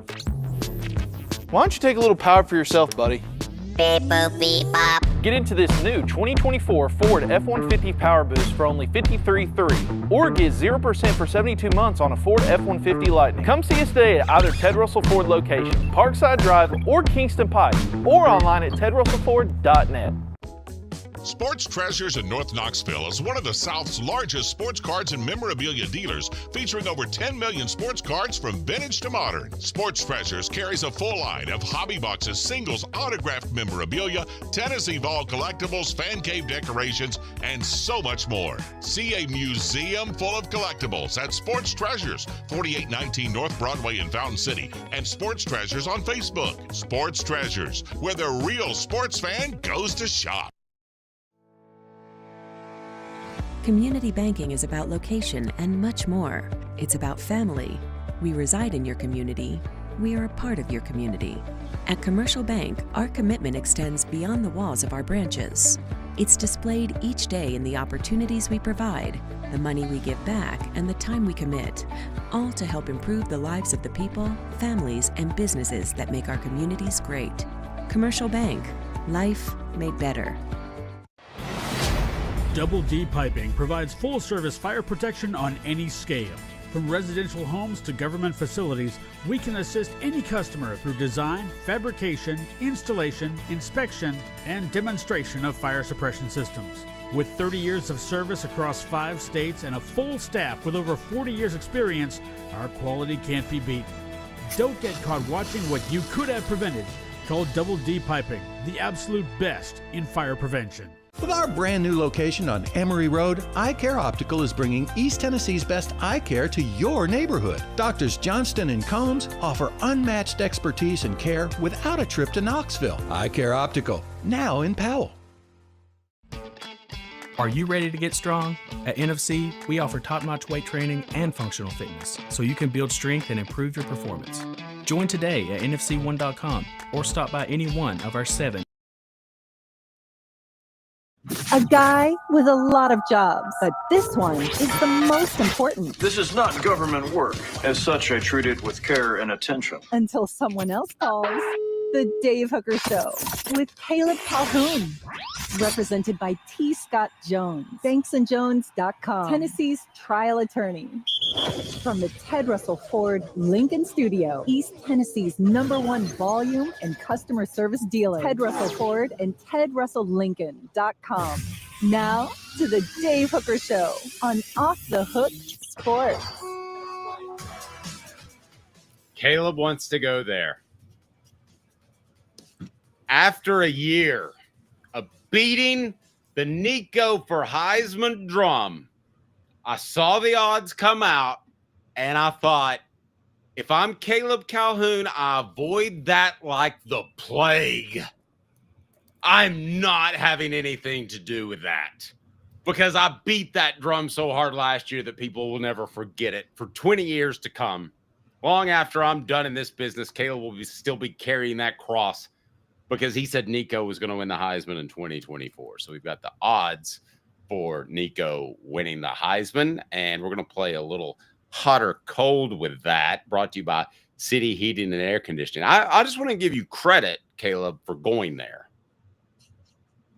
Oh, I'm going there. And I think Nico Iamaleava is being massively disrespected. Oh, no. All right. Well, we'll get into it now. Let's do it. And I'll remind you that portions of the program are brought to you by Commercial Bank. Commercial Bank, member FDIC, life made better. CBTN.com. That's CBTN.com. Caleb, bank on it. Nico Iamaleava will be a true Heisman contender in 2025. What say you?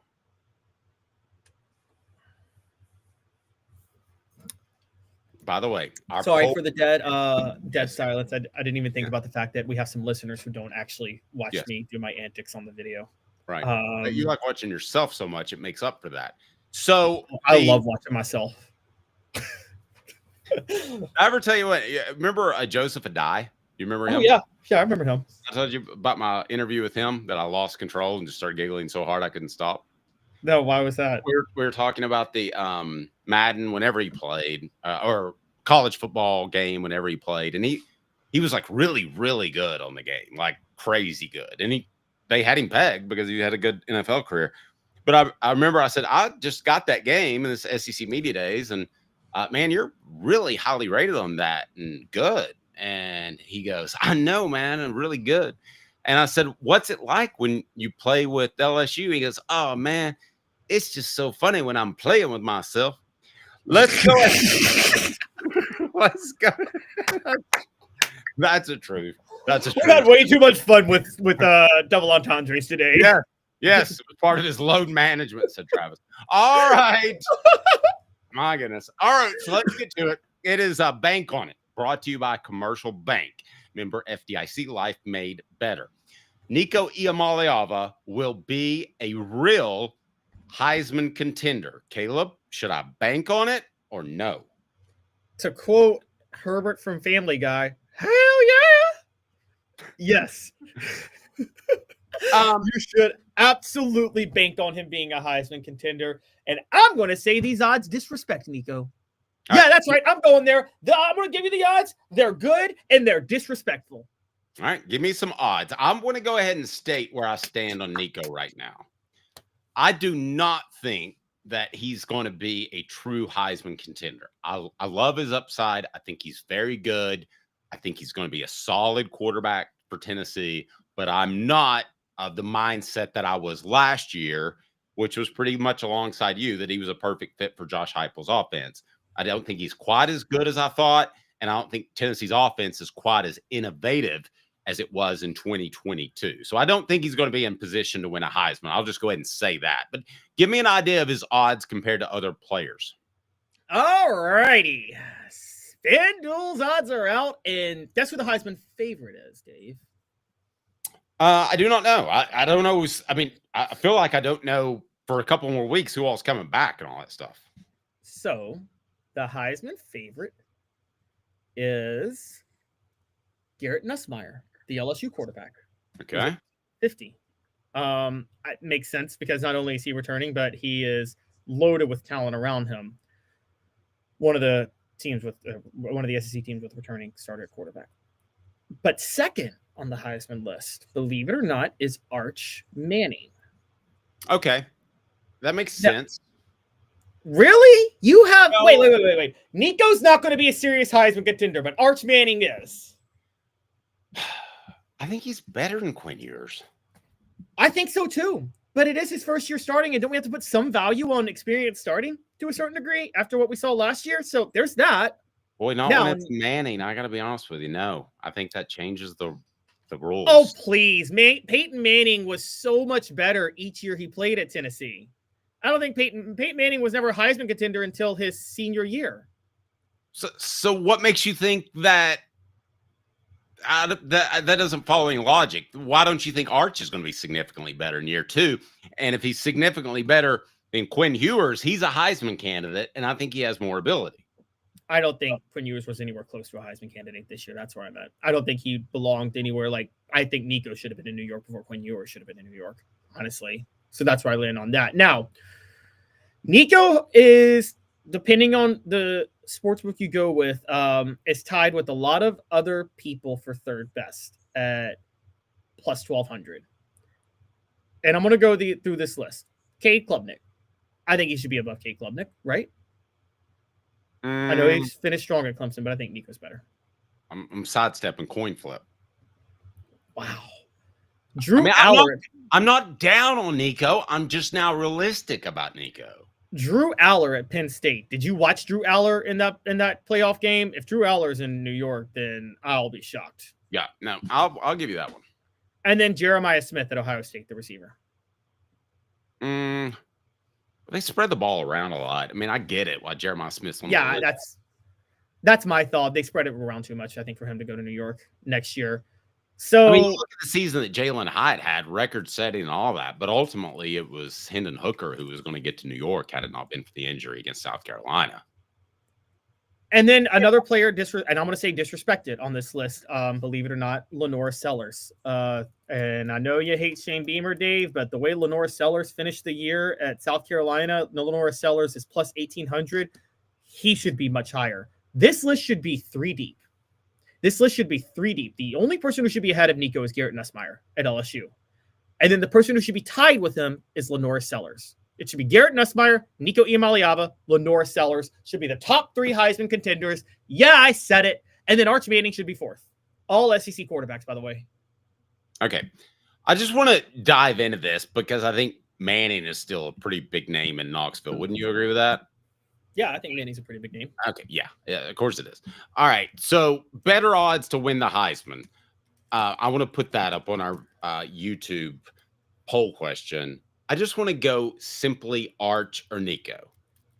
And you say that it's firmly Nico. I believe it's firmly Arch. And I think he would also, being at Texas, it's a good story. This shouldn't be a factor, but he's a Manning. I think there will be some lazy voters that will see that angle and jump on it. I do.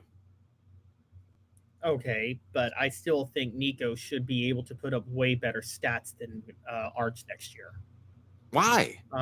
They have as good or better talent at Texas. I don't know why you think that. A second year in the system with Josh Heupel in such a quarterback-friendly system that allows quarterbacks to rack up stats. It's not like that Arch Manning just sat on the sidelines smoking cancer. But Josh, darts. okay, but we just said that we've been talking about for 4 years Josh Heupel having an innovative offense. And this offense being so innovative and ahead of the curve, and that's why he was hired, and that's what's part of his profile. He's got his $2 million man at quarterback now, who's returning as a starter. If he comes back next year and isn't a Heisman contender, where'd that money go? If I'm a booster, I'm PO'd. I'm like, I shelled out all this money expecting him to do for Tennessee what you had Hendon Hooker do, and to take it to another level. And you're telling me he can't outperform first-year starters in a pro-style offense in college? Let me ask you this. What briefly you saw out of Arch? Better mobility, Arch or Nico? Arch. Clearly. Arch is a better quarterback. Okay, but you just think it's the 1 year. Simple as that? I think it's the 1 year in the system. I think I can't bring myself to think that the system isn't going to benefit Nico because Tennessee shelled out $2 million to have Nico play in their system. They're shelling out a lot more now. Yeah, and then they shelled out more to keep him when we all thought they should let him walk. So at what point do we sit there and say, look, if he's not next year, barring injuries, if he's not, then we got to start saying that Josh Heupel's an overrated offensive coach. Or that Josh Heupel has the worst talent evaluation skills in the history of college football. All right. This is the guy who thought Joe Milton was better than Hendon Hooker. So, I think that's a real concern. Caleb says bank on it.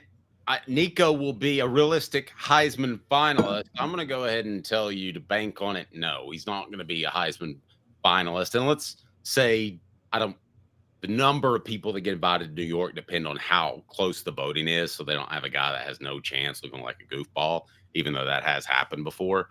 So it could be anywhere from 3 to 5. I don't think that Nico is going to be in that mix. And I'll say bank on it, brought to you by Commercial Bank. Commercial Bank is your neighborhood bank. What makes us different from other banks? We understand that every customer has unique opportunities, challenges, and financial concerns. We don't expect you to fit into the same box as the next person or business. Whether it's purchasing a home, saving for your child's future, or planning for your next vacation, we're with you every step of the way to navigate life's big decisions. Commercial. So any other odds come out on the Heisman of anybody else? How many were SEC players, you said, of the top X? Okay, so the top 2 are SEC players, Garrett Nussmeier and Arch Manning. And then you have Cade Klubnik, Drew Aller, and Nico Iamaleava and Jeremiah Smith. Nico is the only SEC player of those. But that's still the top 6. 3 are SEC players. And once you get to the top 7, you had Lenora Sellers. That's 4 SEC players. Once you get to the top 9, you had Julian Stain and Carson Beck. But Carson Beck's not an SEC player anymore. But the real point is that I'll tell you this. Nico was disrespected. Lenora Sellers was massively disrespected. I don't know how anybody could watch Lenora Sellers down the stretch of last season and not think he should be as high as anybody's a Heisman contender. I mean, we kind of forget about it, Dave, but South Carolina played as well as anybody down the stretch of last season, to the point that John Adams thought they belonged in the playoff. And, Lenora Sellers. Was I not on the show that day? Apparently not, because John Adams thinking that South Carolina should be in the playoffs. Well, they did finish 9-3, and they beat Clemson on the road. I know. I mean, Lenore Sellers was the best quarterback in November. I mean, that's not even a question. Lenore Sellers was the best quarterback in November. So, I mean, I don't understand the lack of faith in Lenore Sellers. I think it's because they lost their bowl game. But, like, the fact that people are still like, the bowl game means something. No, it doesn't. We got to do something about that voice. All right. It is time for Hot or Cold, and it's brought to you by City Heating and Air Conditioning, cityheatandair.com. Hot or cold? Brought to you by City Heating and Air Conditioning. Exclusively on the Dave Hooker Show with Caleb Calhoun on Off the Hook Sports. All right. So the coaches have to release their vote. And Tennessee was anywhere from 7 to 13. Depending on what coach voted. So let's start with this. Hot. What coaches think that Tennessee is going to have or had a fantastic season last year and they voted them in the 7, 8, 9 range? What coaches? Because I think you can look at a coach's motivation when these things come out and some of it will reveal which programs coaches are most afraid of. And I think we're going to get to those. But first, who's hot on the Vols when they turned in their final ballot if the sports information person didn't do it for them? See, okay, so I actually separated by 3 tiers, funny enough. I separated by 7 and 8. And the reason I separated by 7 and 8 is because if you rank them 7 and 8, then you think they're better than the first round exit of the college football playoff. If you rank them 9... Who's hot on the Vols? Give me who's hot on the Vols. So, who is hot on the Vols? Going down the list now. Clark Lee had Tennessee at number 8, believe it or not. That's smart, because why would you poke the bear? I'd have them at number 1. Well, Eli Drinkwitz had them at number 10, and he was the SEC coach who had the Vols the lowest, funny enough. Well, that's not a shocker. Eli Drinkwitz is always going to be cold on the Vols because Josh Heupel rubbed his nose in a loss. Yeah, that's true. And then 4 of them ranked Stand on business, Josh. Don't you remember that? We stand on business. Yeah. Yes. Still don't know what that means. 4 coaches, 4 of the 6 ranked Tennessee all the way up at number 7, which is where I said they should have finished the year, funny enough. And that would be Kalen DeBoer, Kirby Smart, Mark Stoops, and Mike Elko, all rated Tennessee at number 7. Mike Elko is an Ivy League graduate, so his word is the real word. So he's right. And Tennessee's number 7. Cool. Well, Elko would be one that I would take his vote, assuming he did it, more seriously about Tennessee than some other schools because they're not going to cross paths often, so he's just watching them from afar. All right, who else was hot on the Vols?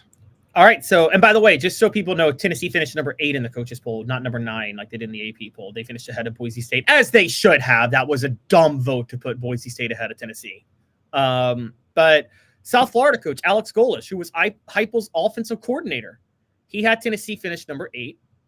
Again, I could come up with reasons that you did that, but go ahead. You can come up for reasons that you put Tennessee at 8? Well, no, he did. I mean, I don't believe any of these coaches, if they're actually filling out their ballot, I don't believe they do it altruistically. I believe they think about how it can help their program. You mean like that time Nick Saban had a vote in the coaches poll, and also his team was competing to get the vote to go to the national championship game, and the coaches poll had a say in who goes, and he ranked his team number 2, and he ranked Oklahoma State down at number 6? Who can blame him? Who can blame him? Who else is hot on the Vols before we get to cold? All right, so also hot on the Vols, Dan Lanning had them at number 8. Oregon's coach. Ohio State's Ryan Day had them number 9. Penn State's James Franklin had them number 9. And Notre Dame's Marcus Freeman had them number 9. And Boise State's Spencer Danielson had them at number 10. Okay. Who is most cold on the Vols? Who needs their thermostat checked? Hot or cold? Brought to you by City Heating and Air Conditioning.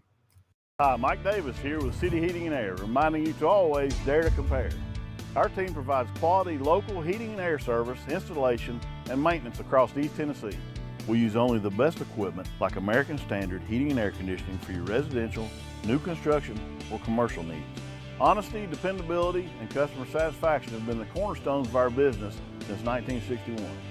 City Heat and Air. All right, Caleb, who's cold on the Vols? All right, so the two that had them lowest, which were down at number 13, were John Summerall at Tulane. I have no idea what was behind that, but this is the weird one. That's other one, probably a Dave? sports information director doing it, honestly. You're probably right. Oh, you know what? And Tulane's still bitter that they went undefeated in '98 and Tennessee won the national title without having to play them, as if Tennessee was going to struggle with Tulane. I'm sure they're thinking about that. They think that they had a chance to beat Tennessee in '98, guys. That was with Tommy Bowden and Sean King. All right, so Barry Odom had Tennessee down at number 13. Now, I don't know if you remember this, but Josh Heupel was Barry Odom's offensive coordinator at Missouri in 2016 and 2017. That's right. And does he just not like him some hype?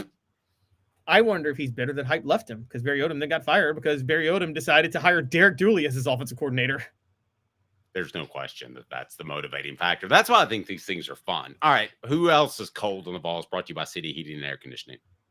All right, coaches who ranked them number 12. Rice head coach Mike Bloomgreen, he recently got fired, and Gus Malzahn, who just left UCF for the offensive coordinator role at Florida State, had Tennessee down at number 12. That one was weird to me. Do you think Gus Malzahn is like, hey, I used to be the offensive guru, and now this new veer and shoots come out, and I'm suddenly chopped liver? That's the only thing I could think of when I saw him. Maybe he thinks Josh Heupel didn't leave him a good enough situation at UCF that he wanted to be left. Well, I mean, I guess that's about as likely as my idea. Who knows what? I mean, do you lay in bed at night and say, I wonder what Gus Malzahn is thinking right now? No, I do not lay in bed thinking I wonder what Gus Malzahn is thinking right now. I do not either. Yeah. When you're at the gym, does it give you motivation to think that Gus Malzahn may doubt you? No. All right. All right. So number 11, few interesting ones. Again, number 11 is way too low if you're serious about ranking Tennessee. But coaches that ranked them 11 were Jeff Brom, Jamie Chadwell, Bronco Mendenhall, and Brent Pry. Now, you know what's interesting about that collection, Dave? What's that? 2 of the 4 were serious contenders to be Tennessee football head coaches. I noticed that too. Yeah. Tennessee, Jimmy Hirons reported that Tennessee had hired Jeff Brom, and John Curry did. And then the chancellor came and was like, nope, wrong. You don't get to make that decision. And so it got nixed. And so that happened. Jamie Chadwell was a favorite after Jimmy Pruitt was fired. So those two. I can't speak on Bronco Mendenhall. He used to coach at Boise State. Not Boise State. He once coached at BYU. He did, and he coached at Virginia too from 2016 to 2021. I have no idea what his bitterness is towards Tennessee. And then Brent Pry at Virginia Tech. Brent Pry is a James Franklin disciple. Maybe that's enough for him to not like Tennessee. Yeah. All right. So which of those coaches, fill in the message board, we'll make this a poll question. Which of those coaches do you dislike the most? We'll just make it dirty. Which coach to disrespect Tennessee? Yeah.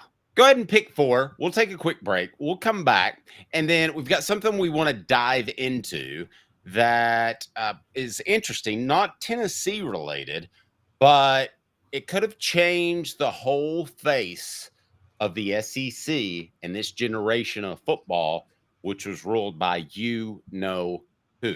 The show represented by Banks & Jones, Tennessee's trial attorney, banksandjones.com. Want to remind you that you can shop for your new Bronco downtown or any other, not downtown, Kingston Pike or Parkside Drive. Man, they got the buying process absolutely perfected. You're going to be treated like a gem. The selection is unbelievable. Going to pick mine out today. Super excited about it. And I know that I'll be taken care of. And when I drive off the lot, I'm going to be very, very happy. It's Ted Russell Ford Lincoln. They perfected the buying process. Again, on Parkside Drive, as East Tennessee's largest Ford volume dealer, they will certainly take care of you. I encourage you to check out Ted Russell Ford Lincoln. My email is david@offthehooksports. If you have any sort of issue there, you email me, but you won't, and you'll be incredibly happy with your buying experience. Why the last 20 years of college football almost looked way, way different. You ain't going to believe this. Stay tuned with Caleb Calhoun. I'm Dave Hooker, Off the Hook Sports. Why Banks & Jones? Well, it's because they're Tennessee's trial attorney. You can play to win with Banks & Jones because they'll go to trial. You've heard of other lawyers. They say they'll go to trial and fight for you. They won't. They just want to settle. That's the easiest way out. Well, that's not Banks & Jones, led by T. Scott Jones. They won't settle. They'll go to trial for you. Tennessee's trial attorney. They play to win. Truly, Tennessee's trial attorney when it comes to criminal defense or personal injury. Why settle? It's Banks & Jones. T. Scott Jones. BanksandJones.com.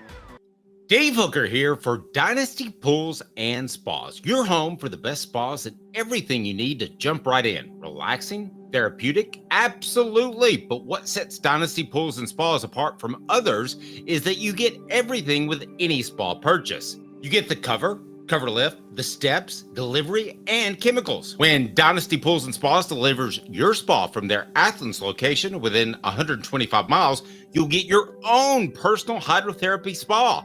Mention me, Dave Hooker, or Off the Hook Sports, and get $500 off your top quality new spa. Dynasty Pools and Spas, just off the Athens exit. Drop in and receive a free gift from Off the Hook Sports, Dynasty Pools and Spas. Mention Off the Hook Sports for a drop-in prize and that $500 discount, Dynasty Pools and Spas. To check out some of the Dynasty Spa models and to buy spa chemicals, go to dynastypoolsandspas.com. Dynasty Pools and Spas. Now in its 45th year, the second and third generations continue Joe Newbert's commitment.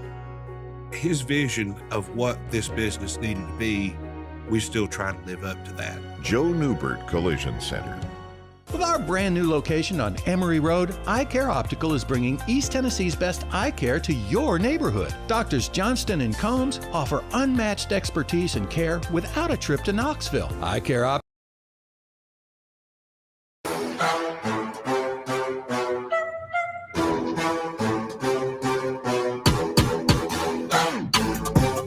Welcome back. Portions of the program are brought to you by our fantastic friends, Campbell, Cunningham, Taylor, and Haun. Life is better when you see better. As the history of college football almost looked very different. Welcome back as we broadcast live. The show represented by Banks & Jones, Tennessee's trial attorney, BanksandJones.com, as we broadcast live from the Ted Russell Ford Lincoln studio. A guy with a lot of jobs, but this one is the most important. This is not government work. As such, I treat it with care and attention. Until someone else calls. The Dave Hooker Show with Caleb Calhoun. Represented by T. Scott Jones. BanksandJones.com. Tennessee's trial attorney. From the Ted Russell Ford Lincoln Studio, East Tennessee's #1 volume and customer service dealer. Ted Russell Ford and TedRussellLincoln.com. Now to the Dave Hooker Show on Off the Hook Sports. Of course, we talk Tennessee most of the time here, but we like to go SEC as well, especially when one of the all-time great coaches in any sport says that his career almost never took him to where he won multiple championships. What did Nick Saban have to say? So on the pivot, he dove into his. It's a podcast. Okay, sorry, it's a sports podcast. And he talked about his one regret, which he said was leaving LSU. And so this is an interesting thing he said, but this was with Ryan Clark, interestingly enough, the pivot. But he said that Jimmy Sexton was on a balcony when he was getting ready to leave LSU and make a decision about whether or not he wanted to go to Miami or stay at LSU. And he said, Jimmy Sexton said to him, "What do you want your legacy to be? Do you want to be Vince Lombardi or do you want to be Bear Bryant?" Saban reportedly says that without hesitation, he said Bear Bryant. And he said Jimmy Sexton responded to him, "What are you doing going to Miami again?" That's the truth outside of Skip Bertman's office on the balcony, and I went anyway, he said. He said that basically it went against all of his instincts to leave LSU. And he said, another quote he said later, he said, "I think sometimes you have to learn about yourself. You might think things when I left LSU. That was probably professionally the biggest mistake that I ever made. Not because we didn't have success in Miami, because I enjoyed coaching in Miami, but I found out in that experience, I like coaching in college better because you can develop players personally, academically, athletically, and all that a little more than in pro ball. Even though I love the status of coaching in pro football and the kind of guys you coach, and you're coaching in the best league against the best players, I loved all that, then I can't go back to LSU." Well, I think it's pretty incredible that he would share that. So he won one championship at LSU and what, 7 at Alabama? Is that right? Yes, six at Alabama. 7 total. If you had a bet that he wins double-digit national championships if he stays at LSU, would you take 10 or more or less than 10? I'm not even going to put the hook on it. Man, 10's a lot. 10 is a lot, but I would almost go there, guys. I still maintain that we don't understand, NIL's changed things, but just how much of a fertile recruiting ground LSU was for a long time. I'm going to say less because here's why. And there's 2 reasons, Dave. I still think he gets like 6 or 7. When he was at Alabama, you don't think he does any better than? I mean, you're taking away his time at Miami. I think he wins 10. So, but I'm including that he's not in Miami and he's coaching at LSU for those 3 years? 2 years. 2 years. Well, that just gives me 2 years. But yeah, when you've got it rolling, I mean, he at least had to build it up. I remember he kicked a linebacker off the team because he was slinging cocaine in the workout facility parking lot. So he had to clean up Alabama. They weren't immediately ready to go. So there's at least probably 4 fertile years. Would you agree, at LSU, with the 2 at Miami and the 2 at Alabama rebuilding it? There's probably 4 years there where he's getting a team ready to play for a championship. And you think he can get 3 titles in those 4 years? Yeah, I do. Okay, here's something that kind of works against him just a little bit.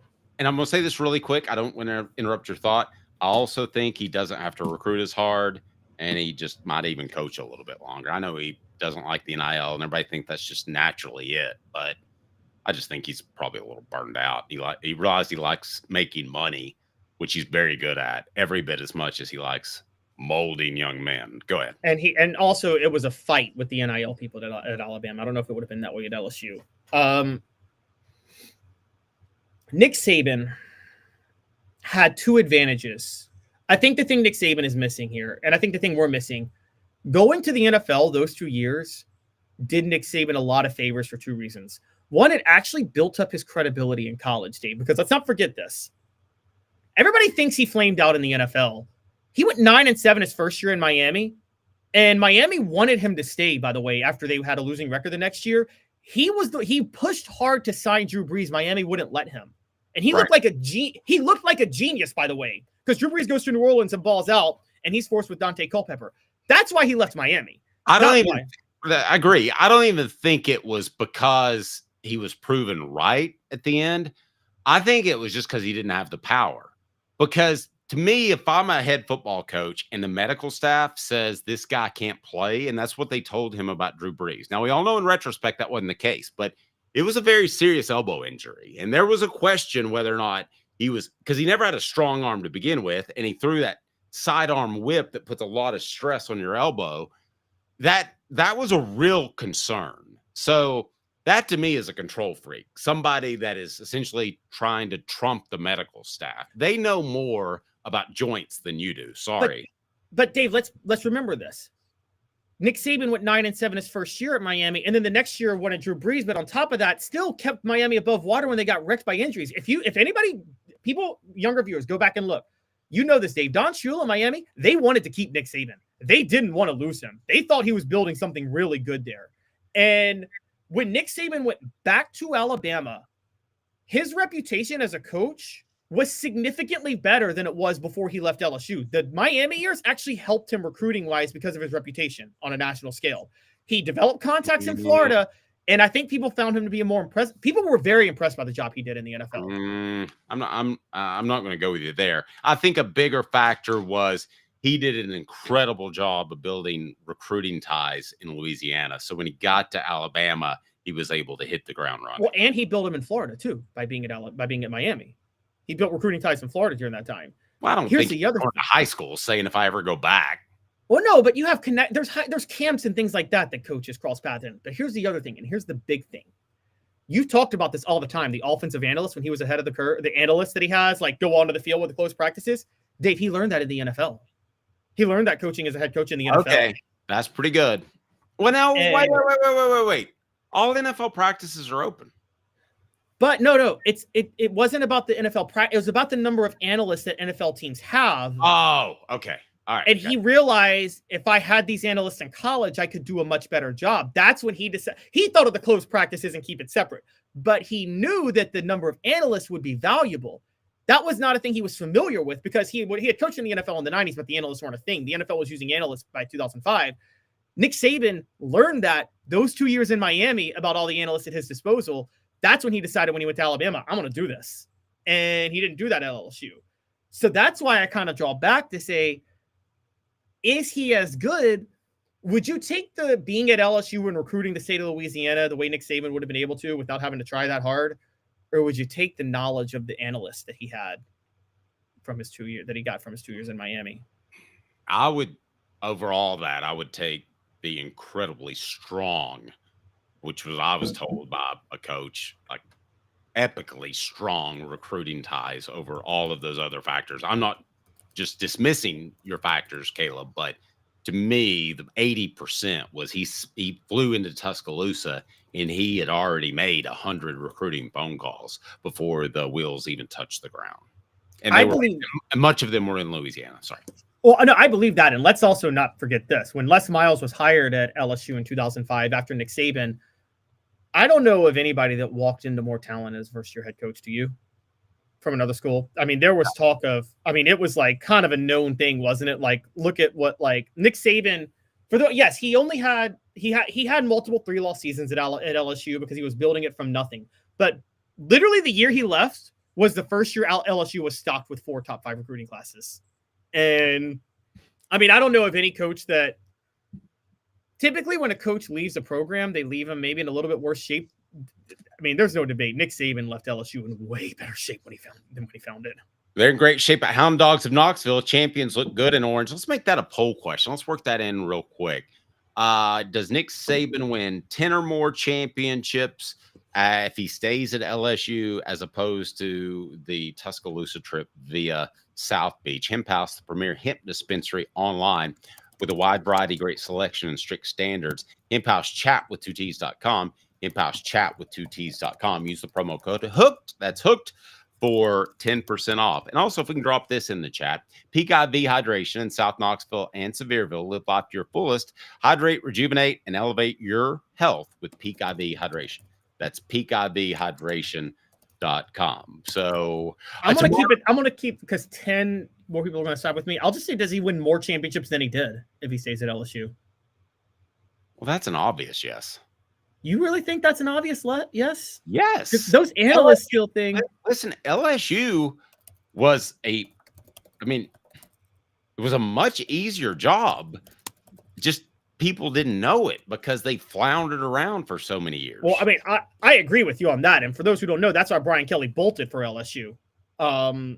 People think, I'm glad you're saying it, Dave, because how often did the message board think I'm some like Louisiana homer? And I'm like, no, I just studied recruiting. Two things with LSU that make it an easy job, guys. NFL talent per capita, which you've talked about, but also there's no competition for those players. All those kids want to go to LSU, right? Every single one of them. Yeah. Georgia may have more talent, but those kids aren't fully loyal to Georgia. Because Atlanta is a cosmopolitan area. A lot of people move in. Same way Nashville is going to be. Yeah. And also Tennessee and Alabama have such proximity there. They can compete for those guys. There's no proximity to Louisiana. Right. But I also think that I think you're going to see the same thing happen in Nashville. I think as much as Tennessee would like to get every dude out of there, and I know you and I have debated their merit, but Tennessee would love to lock that down and get the guys they wanted. I don't think you're ever going to be able to do that. I really don't. I think there are always going to be guys that came from elsewhere that moved in to the Nashville area that end up going elsewhere. And the bigger it gets, doesn't mean the more prospects you're going to get. Maybe there's more prospects out there, but it doesn't mean you're going to necessarily get more. Let me ask you this, because you cover recruiting deeply, and I know you covered somewhat Louisiana recruiting. Did Katrina not make Louisiana a little more cosmopolitan with the people that moved back in? Or is it the same, just people that have the same deep roots in the state that they did before the hurricane hit? Because I know a lot of people left the state when it hit. And did they just all move back? I don't know. There's an incredible Cajun place in downtown Chattanooga. I can't remember the name of it because of Katrina. They just got up and moved, and they stopped in Chattanooga. And it's right on the corner of Market, Maine. And it is phenomenal. Just a random shout out there. I think it's called Blue Moon or something like that. So I know a lot of people left there. I don't know. Did they go back? Well, my thing is, did Louisiana repopulated after that? But I'm like, did it repopulate from people coming back, or did it repopulate in the cosmopolitan way? Because what you're saying, it sounds like it repopulated from the people who went back, because it's still not that cosmopolitan down there. Probably a bunch of babies from being stuck in the Superdome. The show represented by Banks and Jones, Tennessee's trial attorney, banksandjones.com. Caleb's like, what in the world is with Dave today? I'm in a good mood. I get to go choose a Bronco with my friends at Ted Russell Ford Lincoln. Ted Russell Ford Lincoln has the selection you need. The #1 overall Ford and Lincoln dealer. They perfected the buying process. You'll absolutely love it. Ted Russell Ford Lincoln. That's tedrussellford.net, tedrusselllincoln.net. Check them out. You'll love them. For Caleb Calhoun, who will be gone tomorrow, he is going out west because apparently his son's grandparents want to see him. Now, to me, it's just a baby, and there's really no interaction. What's the point? But we'll allow Caleb the ability to go there, and then he'll be broadcasting live from Arizona. So we'll have Jimmy Himes for 2 hours. So those Jimmy Himes fans that but don't like Caleb, tomorrow will be a good day for you. He's Caleb Calhoun. I'm Dave Hooker, off the